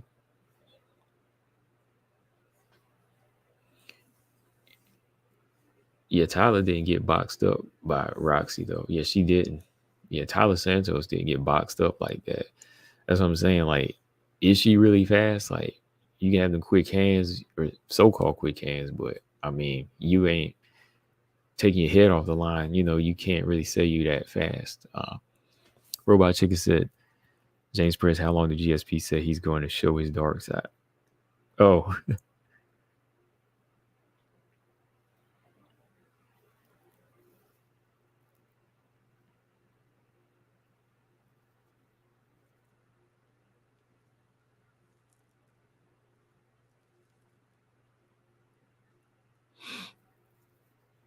Sage said Maya's shutting all that down. I'm betting on it. Yeah, I'm just saying, you know, Maya's got some skills that can really, really test, see where she's at. Oh, MMA Art, what's up? He said, if Suarez has Andrade's physical strength, she can be a nightmare for anyone, including Valentina, because she has the best technique. Yeah, I can't argue with that. I mean, you know, Suarez got some technique with her wrestling, man.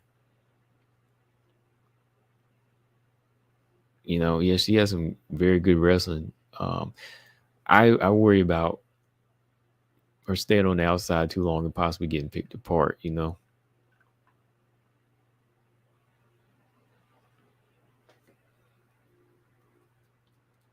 Yeah, but that Maya fight for Casey, that's gonna be the one, man.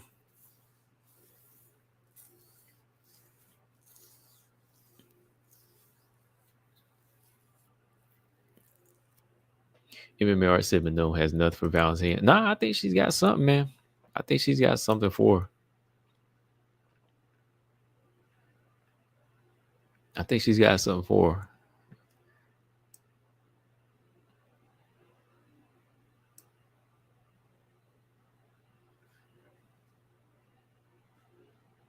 her. Kel Quest said Valentina only lost to Carmouche. Amanda two times. No one's really destroyed her. I wonder if anyone's capable of actually finishing Val. Uh, the division that she's in her particular style, I don't think it's going to be possible for anybody to really just finish Valentina like that. You know, the division that she's in and how her style matches up with some of these other girls and how they commit, it's going to be hard for her to finish anybody. I mean, Amanda Nunes stops a lot of girls. She stopped a lot of fighters because of her style versus, other girls, and how she can break through the holes and how they commit to fights. Like, some of them go after her a little bit more reckless. Some of these other fighters, when they fight Val, they don't even want to take that chance. So, she's always in a position to dominate by decision or stop. It's just her pick, right? Because they don't come after her like that. Santos comes after her in a more of like a grappling standpoint, but not in a striker standpoint where, she's going to get, where she's going to finish her on the feet. By submission, that's even hard to say too as well. Santos and Blanchfield will probably have the best chances of submitting Valentina out of the whole division. But as far as anybody just like stopping her, I don't know. I don't see that. All right, BJ said he got a dip. He says see y'all live on live tomorrow. Or you mean Saturday, right? You mean Saturday, right? Bellator is on Saturday too this time, right?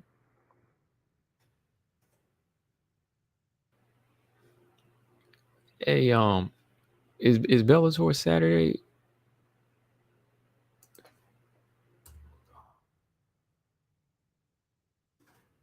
Is Bellator 293? No, 292, right? Oh, no, man, it's 291. Dang, it ain't 290. It is 290. What the shit, man? What's going on here? What in the which? Yeah, Bellator is Saturday. I mean, you could do both because Bellator starts earlier than UFC this time, right? The prelims start at 10 p.m. BJ said, when does the UFC fight start? Prelims start at 10 p.m. BJ. So yeah, you definitely have time to do the Bellator earlier. At the earliest time because it's first. But UFC card don't prelims starts at 10 p.m. Then main is at 1 a.m.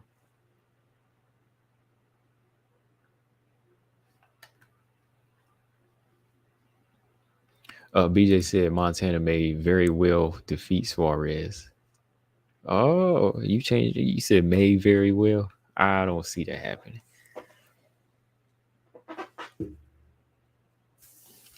I mean, anything is possible because she's been active, but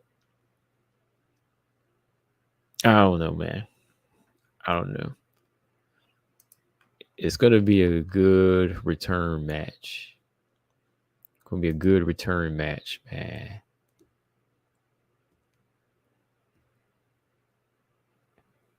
Yeah, BJ, you make it sound. I was about to say, BJ, you make it sound like her chances are better than usual now. If you feel this way about Suarez at 125, do you have faith in her at 125, man?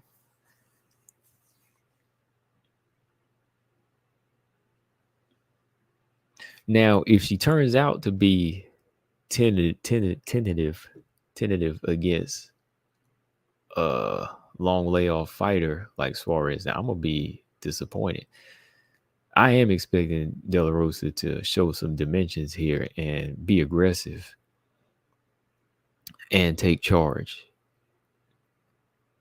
Right? I mean, when you've been out that long, when your opponent's been out that long, it should be on Montana to say it's time to take over. It's time to eat, like y'all was saying there, right? It's time to get in there and work. But if she chooses to fight behind Suarez, I'm going to be upset because it should be on her to take charge.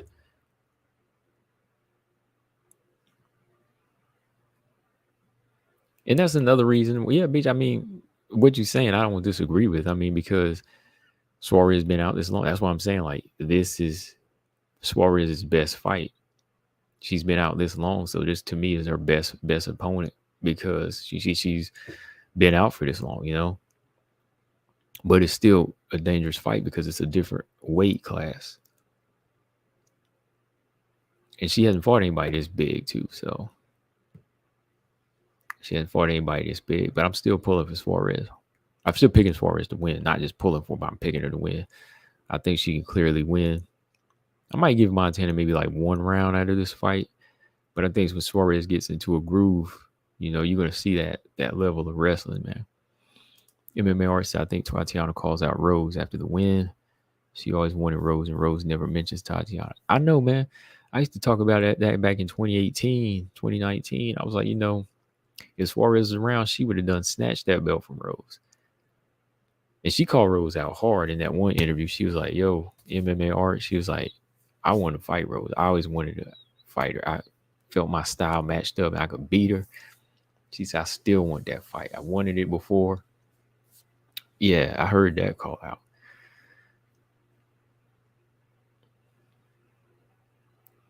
Uh-oh. I can see BJ ain't done. He about to leave, but now he up in here starting some smoke. Chin, what's up? I saw Chin up there. Chin said she called her out. She said her ground game is so much better than hers. Yeah. She said she'll fight her anyway. She said she'll fight Gertrude anyway. I was like, yeah, that's what I'm talking about. She gonna fight Gertrude anyway. I'm cool with that. I mean, I always thought that was a fight Suarez could win. I've always thought Joanna was a bad style matchup for Suarez. Like, personally, I think that's the one fight would have been the roughest for her.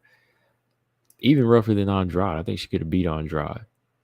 Because I think Suarez would have handled Andrade like Valentina did, personally, my opinion. Call me whatever you want, but I think Suarez would have handled her like Valentina on the ground. But I think Joanna just had this physical strength about her, and that jab and volume could be problems for her.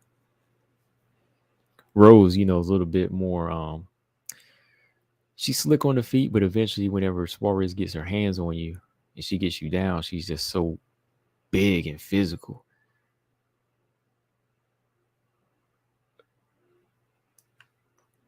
I always wanted to see that fight, man. I want to see Suarez beat everybody, though, honestly. BJ said, Marcus, BJ said, Marcus, you sound dumb when you comment. He's like that. You talk. Come on. Hey, look, Marcus is the day one. Come on, BJ. Look how you got that in cast. Marcus is the day one, BJ. Marcus is the only one I think can get away without having a link. Take it, man. Marcus always got some logic in there. Marcus bring people back to reality most of the times here, man. Come on now. Marcus has been on a logical tip for as long as I know, man. He said, man up to take a link. Dang, BJ up in here talking mess tonight. Well, he ain't done. I thought he was gone. MMA Art said yes, but she used to call Rose since forever. And Rose never mentioned Tatiana. It's like she knows what's up. Oh, yeah. She's been calling her out for a minute. Oh, yeah. He said Robot Chicken said doesn't need to fight anymore.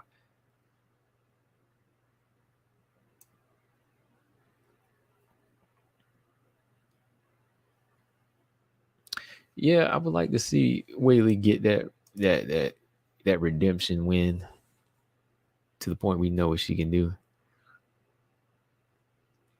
Dang, BJ up in here all capping now, boy. He all caps. Zamas, is there any Gertrudes nowadays? Yeah, there is. Nama Eunice.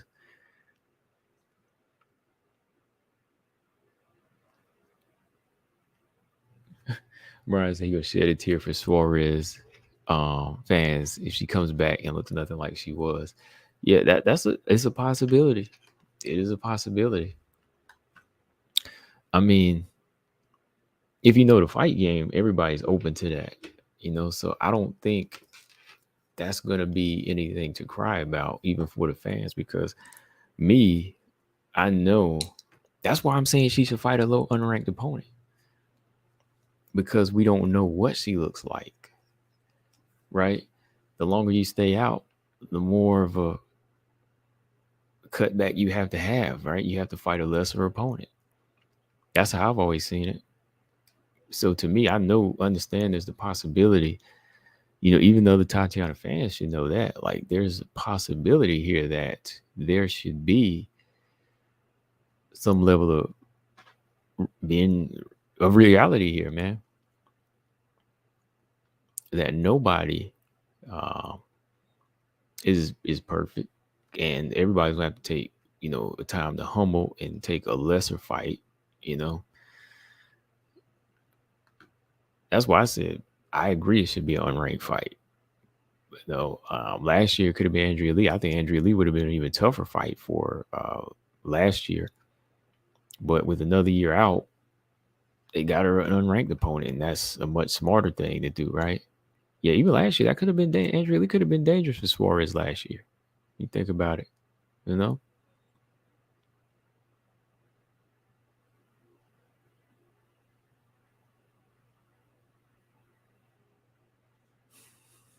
BJ up here talking mess, boy.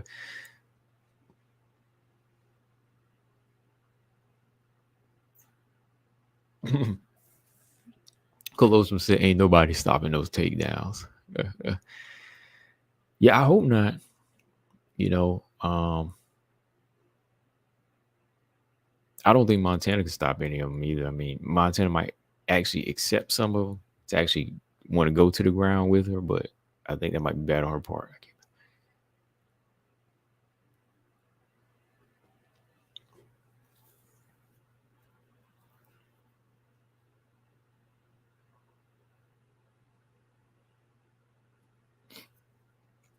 They just said he out for real. All right, all right. Look at BJ. BJ, okay, BJ trying to play devil's advocate now. He said, "Can Tatiana stop Montana's takedowns?" I think so. I tell you what, there's gonna be some blood in this fight, man.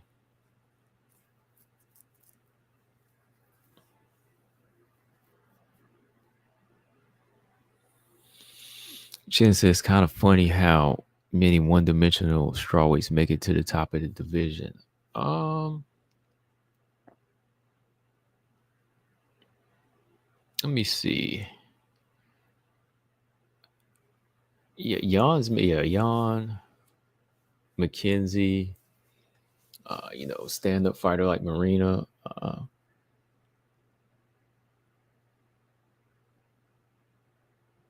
Maybe I think, yeah, it is kind. I guess it's funny when you think about it. I think it's because a lot of fighters that are specialists, when the UFC matches them up, they match them up with somebody that can't handle their style, like that doesn't have the IQ to grow with it, man. Like when you match up Marina versus McKenzie, a lot of people were picking McKenzie to beat her. I'm like, no, that's not happening here. Because the type of specialist that McKenzie is, she's going to be lacking the takedowns to keep Marina down. So Marina, more of a striker, she's going to own that fight, right? And then when you had Jan, Jana, and Carla, again, two specialists, and what they do, Carla kind of exposed her lack of ground game too, right? Yeah. So I think the division kind of is made up of, it just comes down to who's going to adjust and who has the higher IQ. It's going to really come down to that, because a lot of the fighters in there do commit to one particular discipline. Joanna did. She had great takedown defense, but her main thing was striking. Andrade was a bull. Rose does have, you got to give Rose. Rose has more tools. Whaley has more tools than some of these other strawweights. That's why they kind of stand out now as the best, some of the best. I think Amanda Lemos is growing into that too. Suarez is a big wrestler when she's around. So yeah, there is a lot of one-dimensionals. I know, like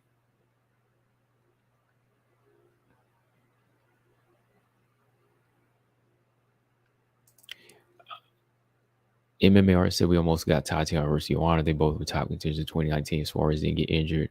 She would have fought Joanna for number one contender, but Watterson got it instead. I don't think that would happen in MMA because I actually believe Joanna didn't want that fight. And Tatiana actually posted the proof like a while back. Now, I don't know if Joanna had other things going on, but Tatiana said that Joanna didn't want to fight her. And that's a question that BJ might need to ask her if he gets an interview with her, after their fight. Ask her if Joanna ever wanted to fight her, or did she duck that fight. And here I'm saying that, Joanna has a good chance to beat her because of her style. But apparently, I don't think she had wanted that fight. But I think she had posted on her IG a while back that Joanna didn't want that fight.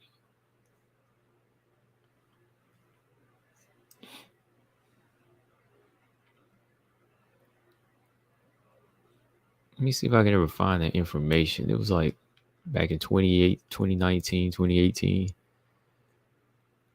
Because I remember screenshotting it. And I remember her saying that. Oh, here it is. According to Tatiana, Joanna said no to fight her. Yeah, here it is. There's the Instagram post.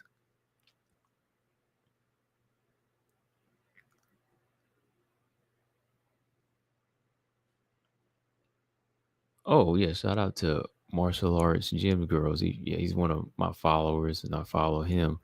He had posted this 4 years ago, MMA art. He posted up a matchup between Tatiana and Joanna. Tatiana responded and said, not going to happen.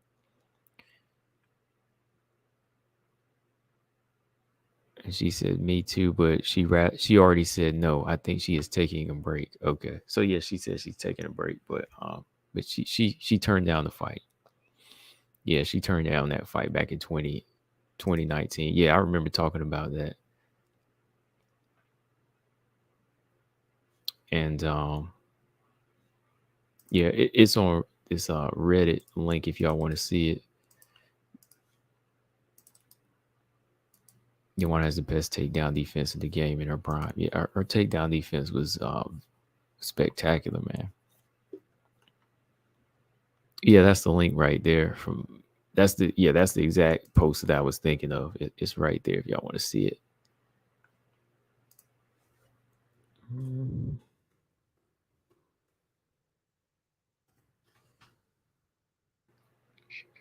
Oh, let me see.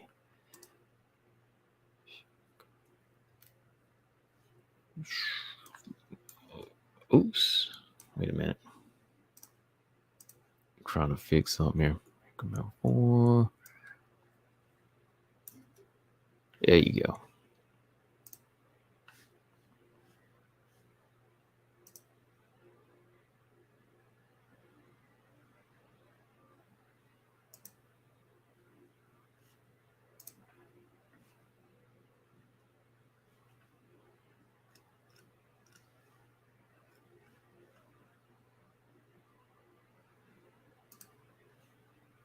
Okay, I was just fixing something.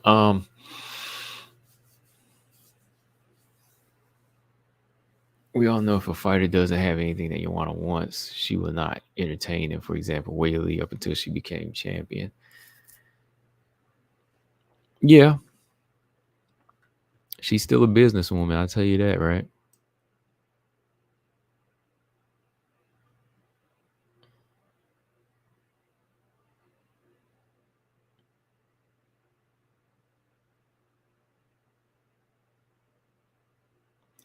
James said, according to Tatiana, doesn't mean it's the truth. Well, she said it. I mean, Joanna never argued it, right?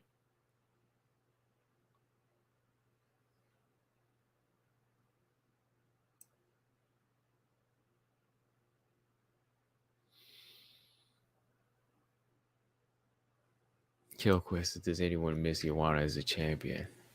I kind of do. Yeah, I do. I thought she had some entertaining fights. She was active. Yeah, yeah. I'm not gonna lie, I do. I mean, she was entertaining, and her style was fun to watch, and she would take some hits. She was fun to see get hit as well. Um, the best strawweight champion. She probably was the most entertaining. She was the most consistent one. She defended that belt 5 times. I never seen her in a bad fight. For somebody that went the distance, that's what you ask for when a fighter goes the distance. When a fighter goes the distance, like Joanna does, that's what you want. Like, if you can't knock somebody out, that's what you want to see him do.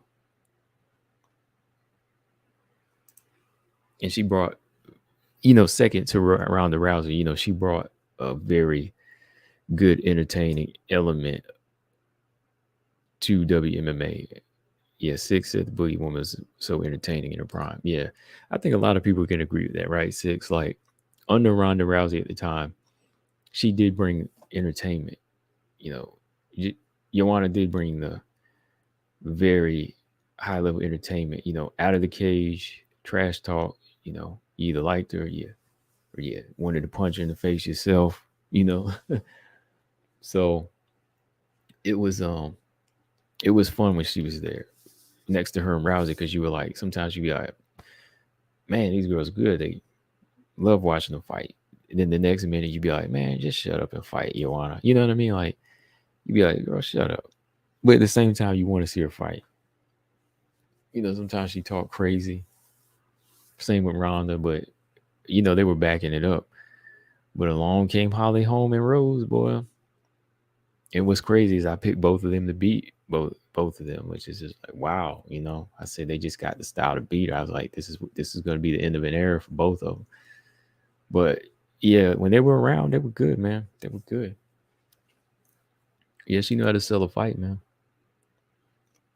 Yeah, Kill, I can't lie. I mean, I missed that era when the division was hot, Yeah, that's the thing about Joanna. I think Brian said she let the division catch up to her. Yeah, I think there had to be a point of evolution, like you see with Valentina. Like, in her downtime, she needed to be growing in more than one dimension, like more than one discipline. Joanna needed to be adding more to her element. She does other things, other businesses and things like that, but she needed to start growing as a fighter, like multi-dimensional. As a girl started to evolve, they started figuring it out.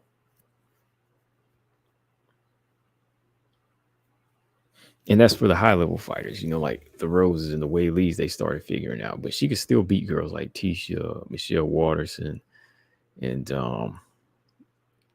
yeah, girls like that she could still beat. But it was hard for her to get the strap again because there was no growth as the game evolved. Same with Ronda. They were in at the perfect time because they both had two dominant styles. But when some girls with some different dimensions came in, they wind up losing. And it was kind of bad for the divisions as well. I mean, from there, Ronda or Rose, Holly or Rose, they weren't really like dominant themselves, right? So it sucked on their part that they didn't grow in the right places like Valentina does. You see Valentina still around. It's going to take a while to beat Valentina because she's not really lacking in many departments like they were. So yeah, I don't think you'll see her lose it anytime soon. Or if she does, it won't be as devastating like theirs was.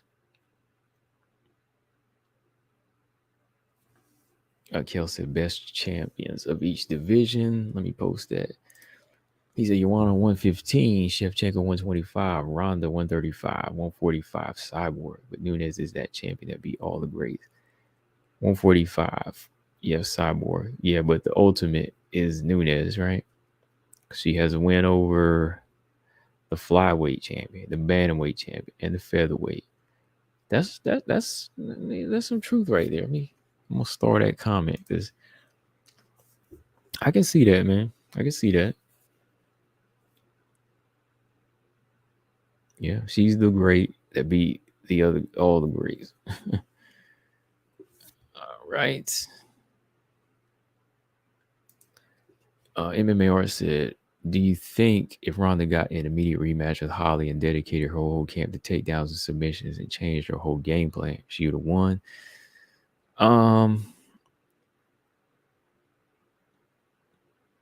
No, I think she still would have lost that fight because that's asking a lot. That's asking a lot for her to change. Like in an immediate rematch, you can go right back in against the girl who just destroyed you. I think it would take a couple fights. She would have to do something, like get a better striking coach as well, so she can understand what Holly is doing. I remember when Floyd Mayweather offered to be her boxing coach. That probably would have been good. Um, and yeah, work on takedowns, over and over with the right people. But I think an immediate rematch that would have been too soon. She still would have lost because I think that Holly could have used the same game plan, and Holly was physically stronger too. And she's still going to be faster than Ronda. And then you got to think of the mental. You got to think of the mental as well, man. Like the mental of Ronda is something you have to build up to, not just the technique.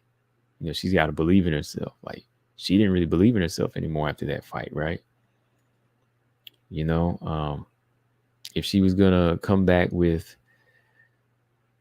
uh, the right game plan, it's gonna have to be having that mentality to understand that you got humbled and you are not invincible. She went a long time with believing she was invincible, thinking she could beat everybody, thinking she could beat men like Floyd Mayweather and things like that. Just, a lot of delusional talk. So thinking she was this invincible person for so long, I don't think that she'd come right back ready to beat Holly and, look her in the eye again and face this big, quick kickboxer, that was stuffing her takedowns and just pushing her off of her and just picking her apart, I don't think that would happen. It wouldn't happen like that. I think she would have to go on like a 2 or 3 fight win streak first with some new coaches, and then but immediately, no, I don't see that happening.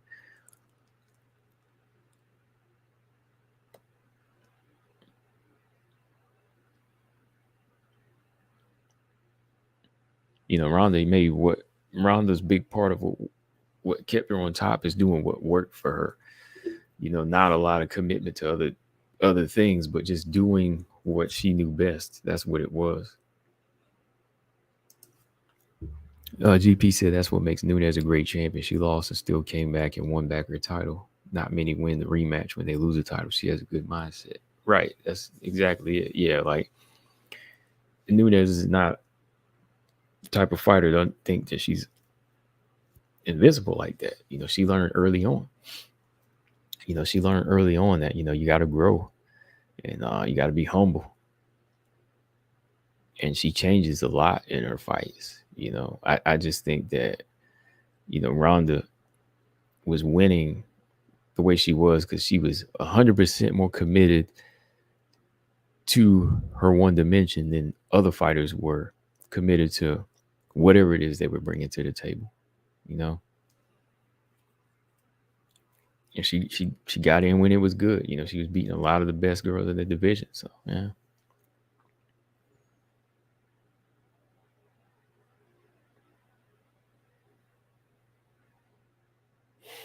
Yeah, her arm bars were nasty. I mean, the way she would do them, and yeah, that's what she specialized in. But I think she was just so committed to doing that the minute somebody gave her a different look, she wasn't ready.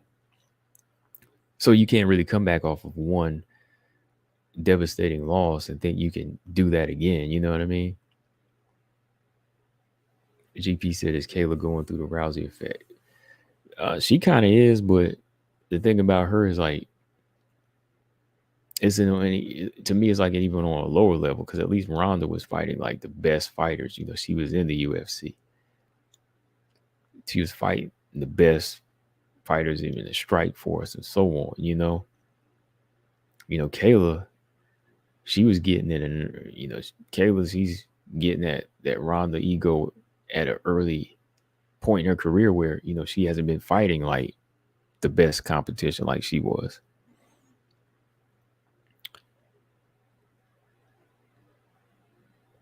Granted, her loss wasn't as devastating, but still, she learned that you got to have more dimensions. You still got to have more dimensions. Like Pacheco was well rounded. She came in with a well rounded game and beat her.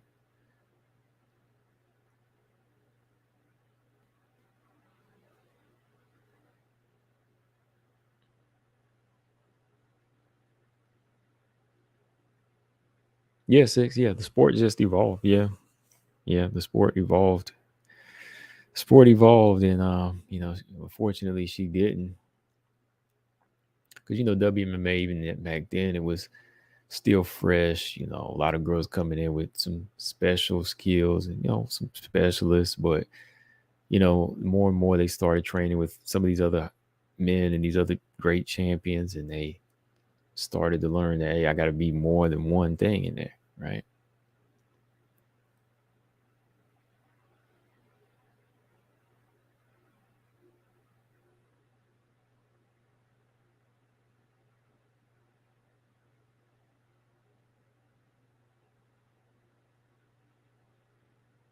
Robot Chicken said, if Ronda had the right coach and game plan, she beats Holly. If Tate, if Tate can, Ronda can. Uh, I don't know. I mean, yeah, what you're saying, it does make sense. I'm saying, yeah, if you have the right coach, I mean,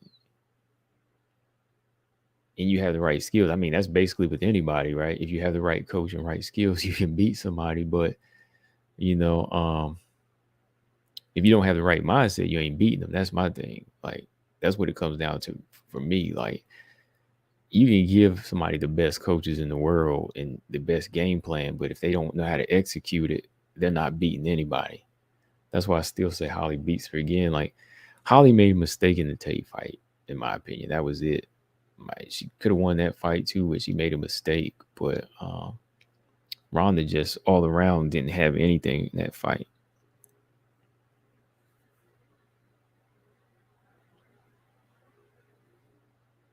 Marcus said it was almost like Pena was saying evolving your technique should be a factor after a loss. Right. Oh, when she was making fun of how she had to change up. Oh, you got to evolve, man. You want somebody to stay the same in there, right?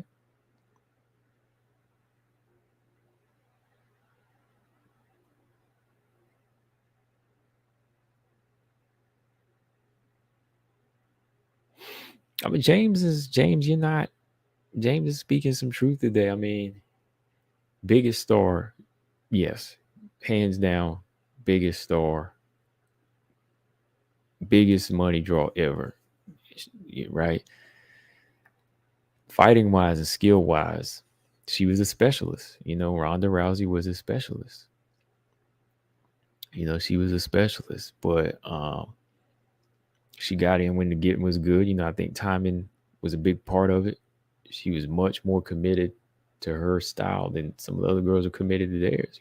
So um, I can see what I won't say she overrated though. That's the thing. Like, it's all about timing and how you handle yours at that time. Some people try to say Larry Holmes wasn't a great champion, but it's not his fault.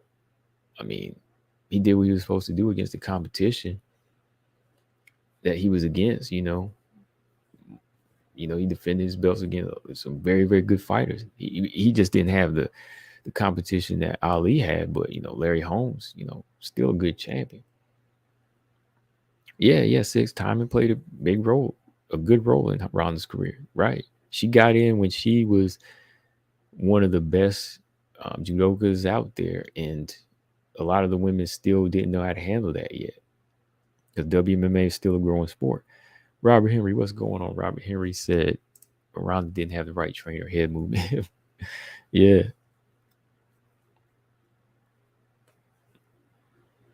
Yeah, that was a big part of it for her, man. Like a head movement, boy. She didn't even have to be the best striker, man. All she had to needed to do was move her head, take her head off the line. Know how to take her head off the line, and she would have been good.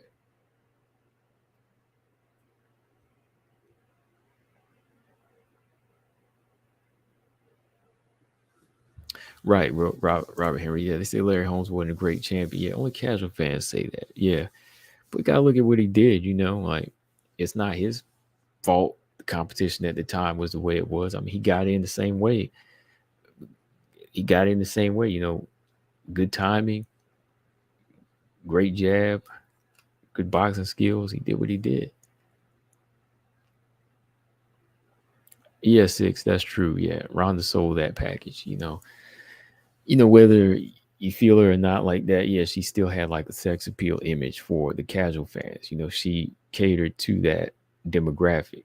Um, she could do both. She still had a lady's touch, but she was a killer in there, right?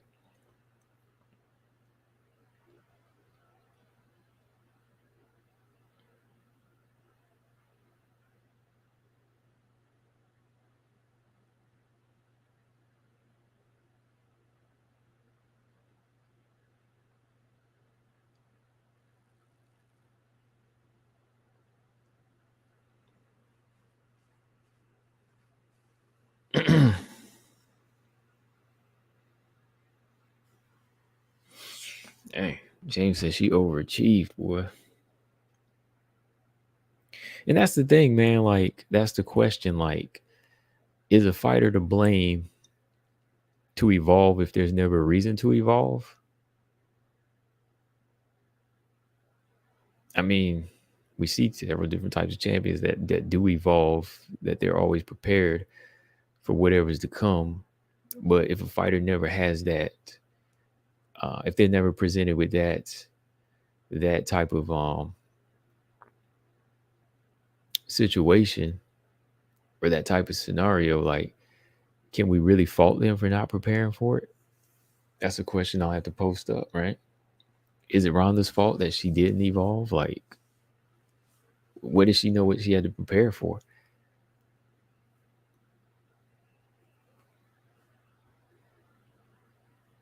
Like, you don't really know what type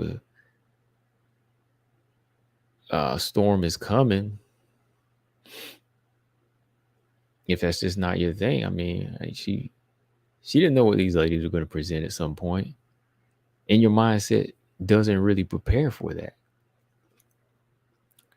Lolita said 4 likes. Oh, you can refresh it. It should be at like 20 now. 23. Oh, I appreciate that, y'all. We had like 23 likes. I appreciate that, y'all. Yeah, hit the like, share, and subscribe if you haven't. At the post that up there now, just so y'all don't forget. Yeah, Brian Williams said smash that like. Yes, sir. Yeah, we going for 3,000 pretty soon. We're gonna keep on pushing here. All right, Six said nope. He said don't. If it ain't broke, don't fix it. That was Rhonda's motto. And I understand how it was like that at the time. I mean, getting was good. You just have to know when to get out. Kind of like Roy Jones. Like Roy Jones, like what he was doing was time sensitive. Roy Jones, the speed don't last forever. So you have to know when to get out. So yeah. James said, put it this way. Let's say Ronda never retired after the Nunes fight. Do you think she would have lost much more or not? I think she would have. I think she would have. I think personally, James, I think she would have beat a certain level of fighters, but she would have lost a few more times. Like if Valentina was around, she would have lost to Valentina. I still think Holly would have beat her. Amanda would have beat her again. Eventually, she might just lose it kind of mentally and start losing the lesser fighters. So I think the longer she stayed around, yeah, she might have lost a few more times. But she still would have beaten a certain level of fighter.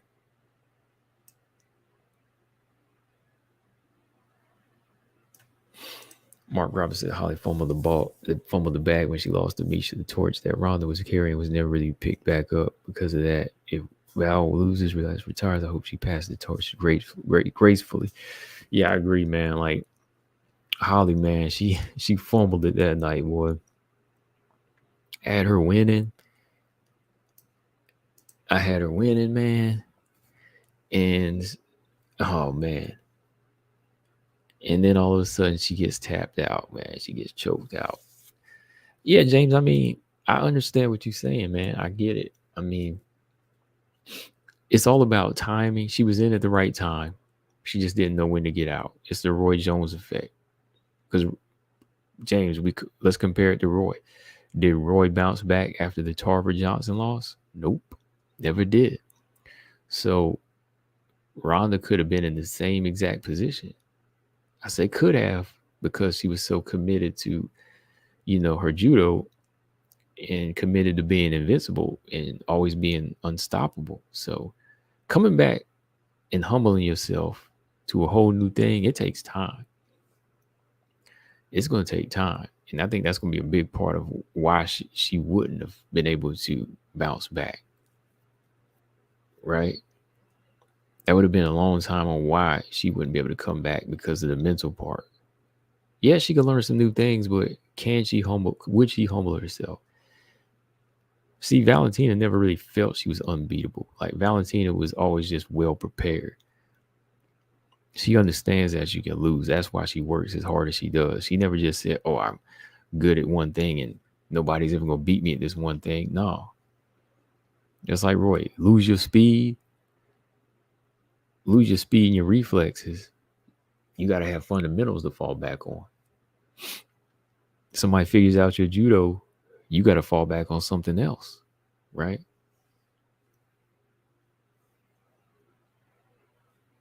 And I think those are like two very, very good comparisons to make.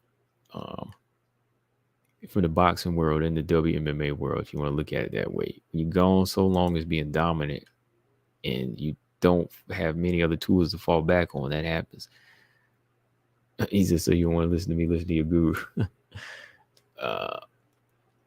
Lolita said, I listen to you, James. I approve a lot of your comments.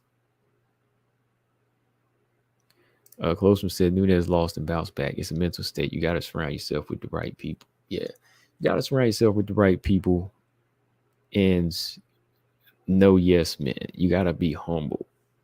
You got to have that humble bone, and you got to have that people that's going to tell you that you ain't perfect, girl. You fought an ugly fight. Like, what the heck were you doing in there? Robert Henry said, random question. Who do you feel are some of the most underrated WMMA fighters out there right now? And don't say most women are in this category. Underrated? Let me see. Underrated. Who's underrated? Okay. I think Claire Guthrie's kind of underrated right now. I mean, in Invicta, I think she's been racking up some nice wins and she's been looking good at bantamweight. Claire Guthrie is. I think the strawweight champion is Valeska Machado. I think she's kind of underrated.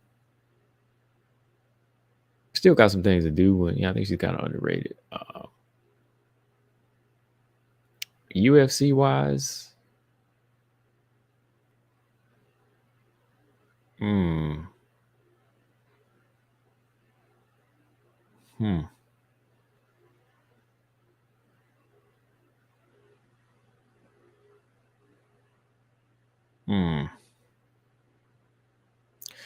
Think about that. Who are some of the most underrated female fighters out there? That's a good question. Those were just two that came to mind from Invicta. Yeah, GP said realistically that spotlight and fame and believing you were untouchable for it to completely come crashing down one night might be tough as hell as someone who isn't mentally ready for that, right? Because then it's just not about the fight game. You lose everything, right? You lose the aura. You lose that aura. People forget about that. That aura is very, very crazy. That aura is a big part of it. Marcus said Danielle Wolf pulled out of her fight with Chelsea Chandler. Are you serious, man?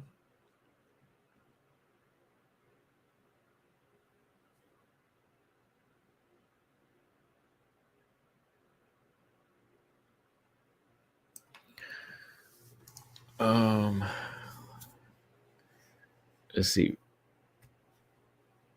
I think a more focused Roy Jones, who wasn't trying to be Ultimate Superman, might have beat Tarver. But with that said, he was past his prime, found out the hard way. Yeah, like when he beat him the first time, he should have just retired, in my opinion, you know.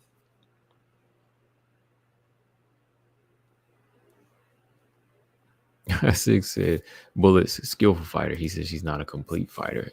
She still can't sell her fights. But she's not a star, yeah.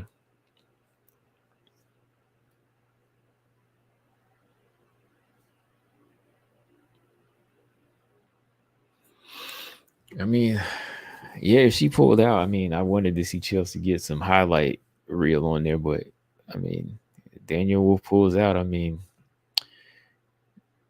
I don't know. I don't know why she's there anyway, really. No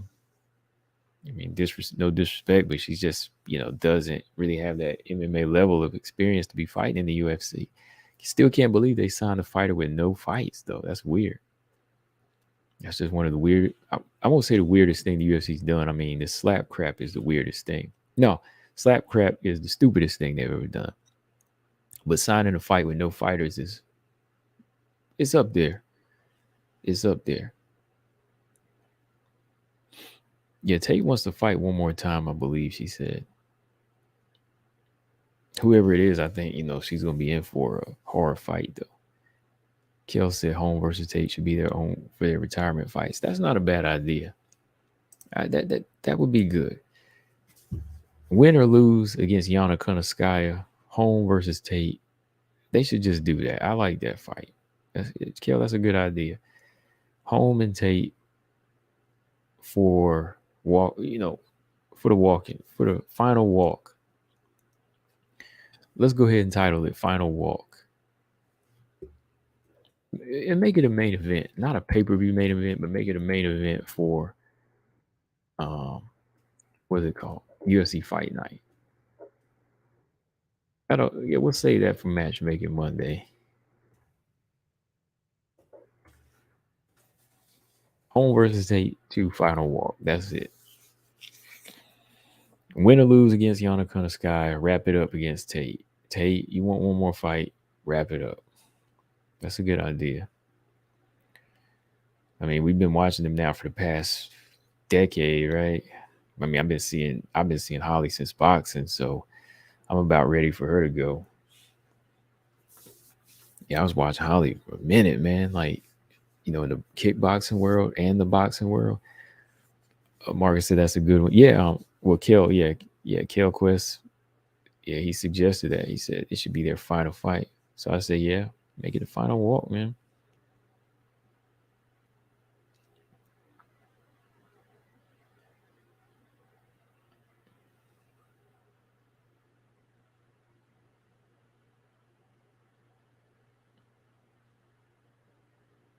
Right.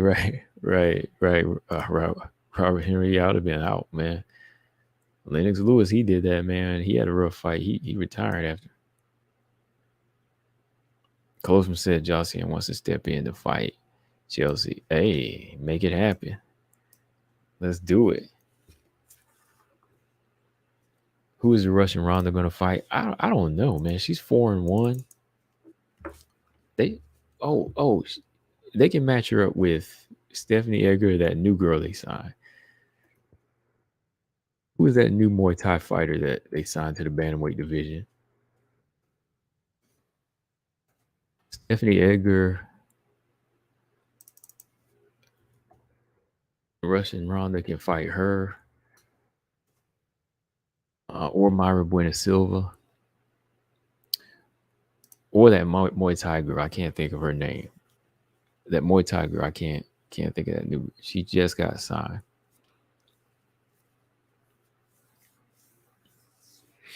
Yeah, the Russian Ronda's only like 4-1, so I'm kind of worried, kind of skeptic about where she gonna fit in there, because I mean she could. I mean, as these other girls age, but we'll see, man. I don't know.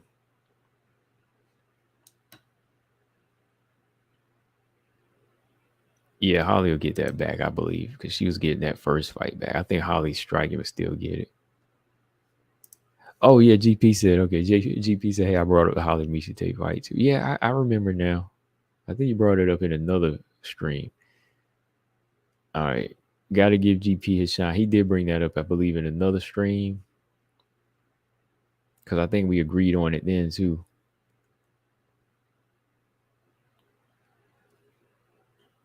Yeah, because I just think that would be a good farewell fight for both of them. So we got to start GP because, yeah, he did bring that up. Okay.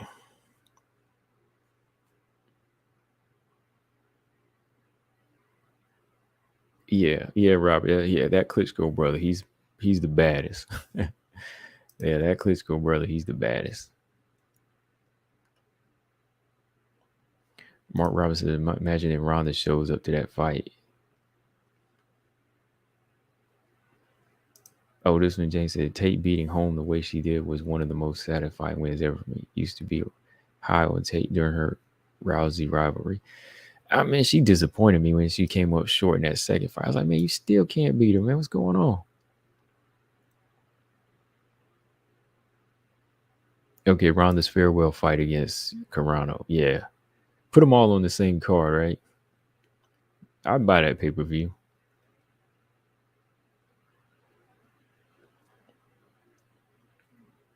Pacheco goes down to fight Cyborg. Yeah, I mean, she's she took the thunder from Kayla, so I'm like, she wants it. I'd rather see her step out of her, PFL box and fight Cyborg at this point. I don't want to see a fourth fight with her and Kayla. She got the strap. She can take that shine. I'd rather see that now. Pacheco and Cyborg. With the way Pacheco's been looking too, like she might give Cyborg a good fight.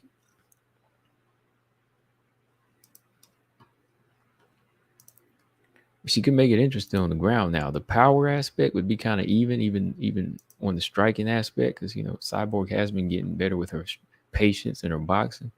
That'd be good, man. Oh man.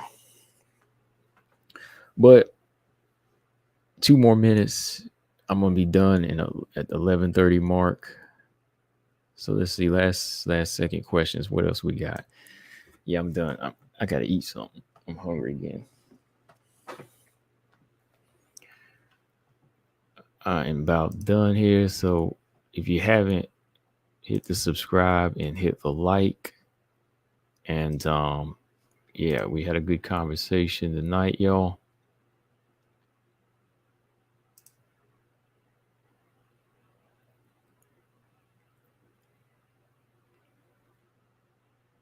Hang on one second. I'm gonna shut it down here in a minute, but y'all can just converse. I just gotta go grab something. Hold on, y'all.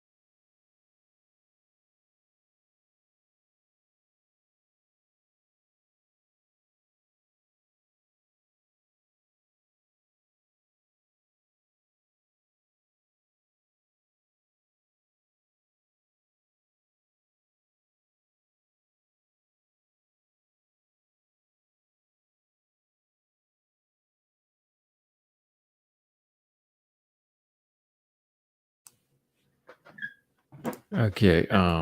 Robert Henry said TJ called me and said do 6 more hours. Oh, that's crazy.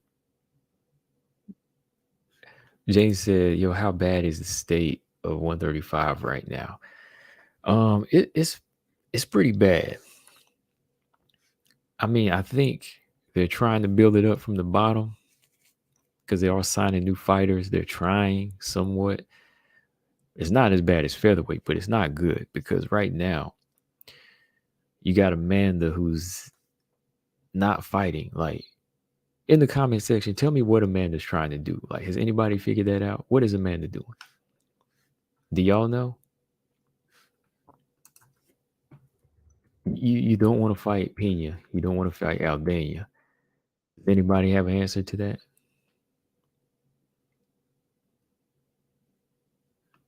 All right, Robert Henry said, salute. He's a piece. All right, man. Yeah, and you know, that's what's making it kind of like a dying division.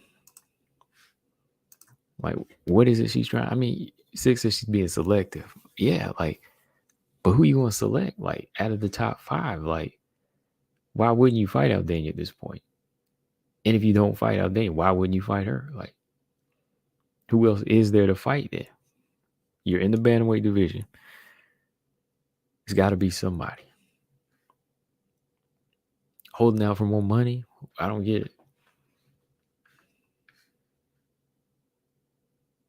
Really, I'm trying to figure that out. Like, it seems like everybody else has a position, you know, or they're put in a position to have to pick somebody. Even when it came down to Grasso, most people didn't think it would be Grasso, but I kept saying that, no, it's going to be Grasso, because people kept saying, no, Grasso's not going to fight her. But I said it will be, because that's the only one choice you have in the top 5. Manone's out. Tyler's not getting it. So the next logical answer here is Grasso. Andrade and Lauren Murphy, they're not going to get it.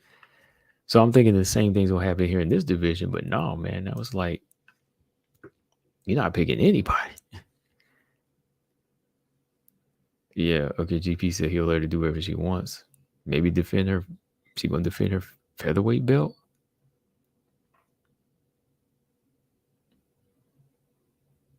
Mark Robinson, Grasso is very good representative for WMMA. Grasso is a true martial artist and admirable professional. She's admirable professional. We want to see that hard edge to her, but yeah, I can't say she's like a bad person, a bad, disrespectful fighter to the sport. I think she's a good fighter. I just think to be champion though, there's got to be some changes though. Six says she losing motivation to fight now. She looking to raise her family. Yeah. So maybe she's just trying to, finish out her contract. That's what I was gonna say. Just set a couple of more fights and then say, I'm done. I don't know, Amanda said before, like, when she was walking around, she walks around like 170 something. I really wonder if Nunes is 160. Does she not want to cut to 135? They should fight at 145. If she's walking around 170, she's going to cut down to 145, in my opinion. Because I remember before it said she walking around like 170, 175 at a point. This was like maybe back in 2018, 2020, 2018. Between those years, she was walking around at like 170.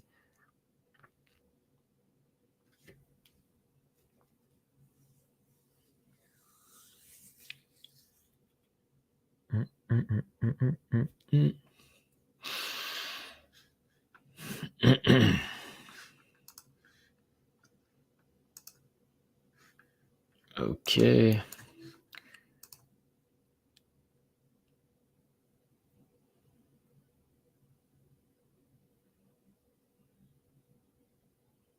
Yeah, I thought so too, James, because I posted some footage up. I was like, okay, maybe she's going to get that third fight with Valentina or Irene Aldana. Yeah, strange, man. She's been training for the Pena fight. She wasn't at all. No.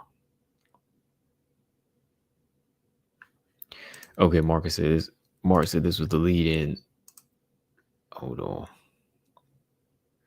This was the lead in to that Grasso statement. this is just speculation, but if Val had to lose to someone at 125, I think actually she would prefer to lose to Grasso, similar to how she found it noble to win the belt fighting Joanna. Yeah, there was a lot of respect in that Joanna fight. I think because Joanna stepped up to the plate and, they fought 3 times in Muay Thai and they know each other well. And she knows the work that Joanna puts in. There's a level of respect with there.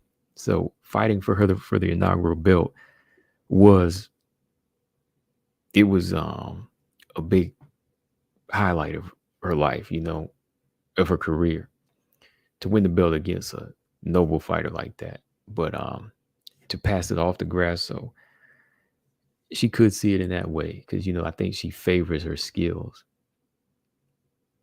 But I think that if I'm not just saying this, but I think Manon would be another one that she wouldn't mind passing it off to because she wanted to fight her. I think she thinks highly of Grasso's skills too. She was impressed with that fight, but I think either one of them she would,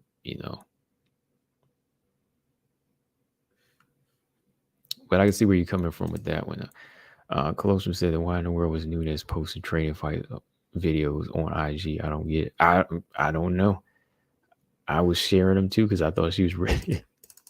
I was sharing them too because I thought she was ready to come back, but then she fooled us all, man. That's what I'm saying. I'm really lost. I mean, well, somebody in here was going to have an answer or know something inside source, but nah, nobody knows what she's doing. Brian said it could be about the money. Aldenia's in a draw like that, but not fighting anyone when her 3 legit contenders is BS. Right. I mean, at this point, she can't really do like boxing. I mean, boxing, you can turn down an opponent, but you're in the UFC. So it's like you have to pick whoever we say is next now. And you don't really have room to negotiate like that to me. GP says someone DM Nina. And she gonna block you if you ask a crazy question. It ain't gotta be crazy, she'll probably block you.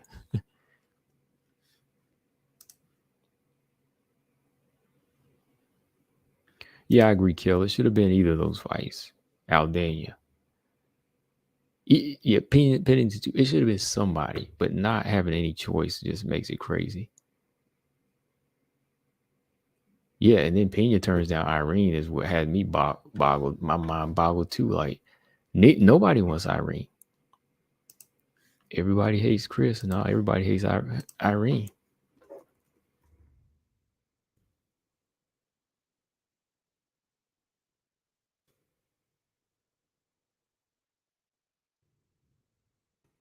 That's a new show right there. Everybody hates Irene.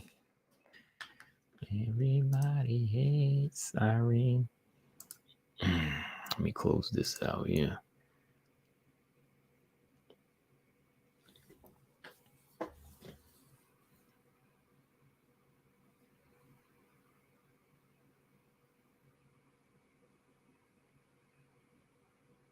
Yeah, I just wanted to fight somebody. I mean, even if we say Rocky doesn't deserve it, at least Rocky's on a 5-fight win streak. At least Nunes is being active.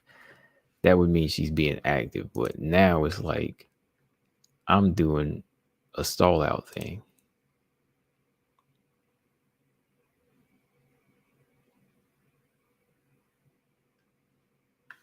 This is crazy about this game, man.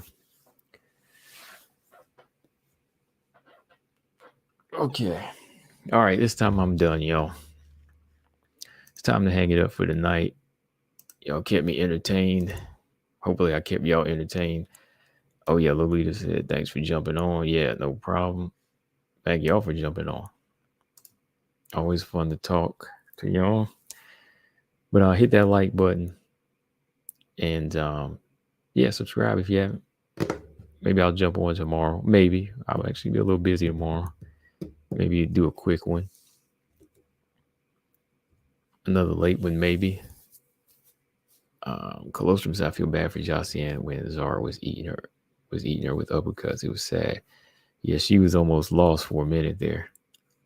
But Thankfully for her, Zara took her foot off the gas for whatever reason. I don't know. Zara had that fight won too, in my opinion. Like, I picked Jocelyn, but when I saw Zara landing the way she was in the first round, I was like, okay, she's gonna win this fight. I picked wrong.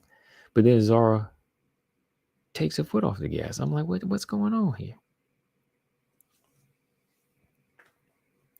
No, he going live Saturday. The fights are Saturday, Brian.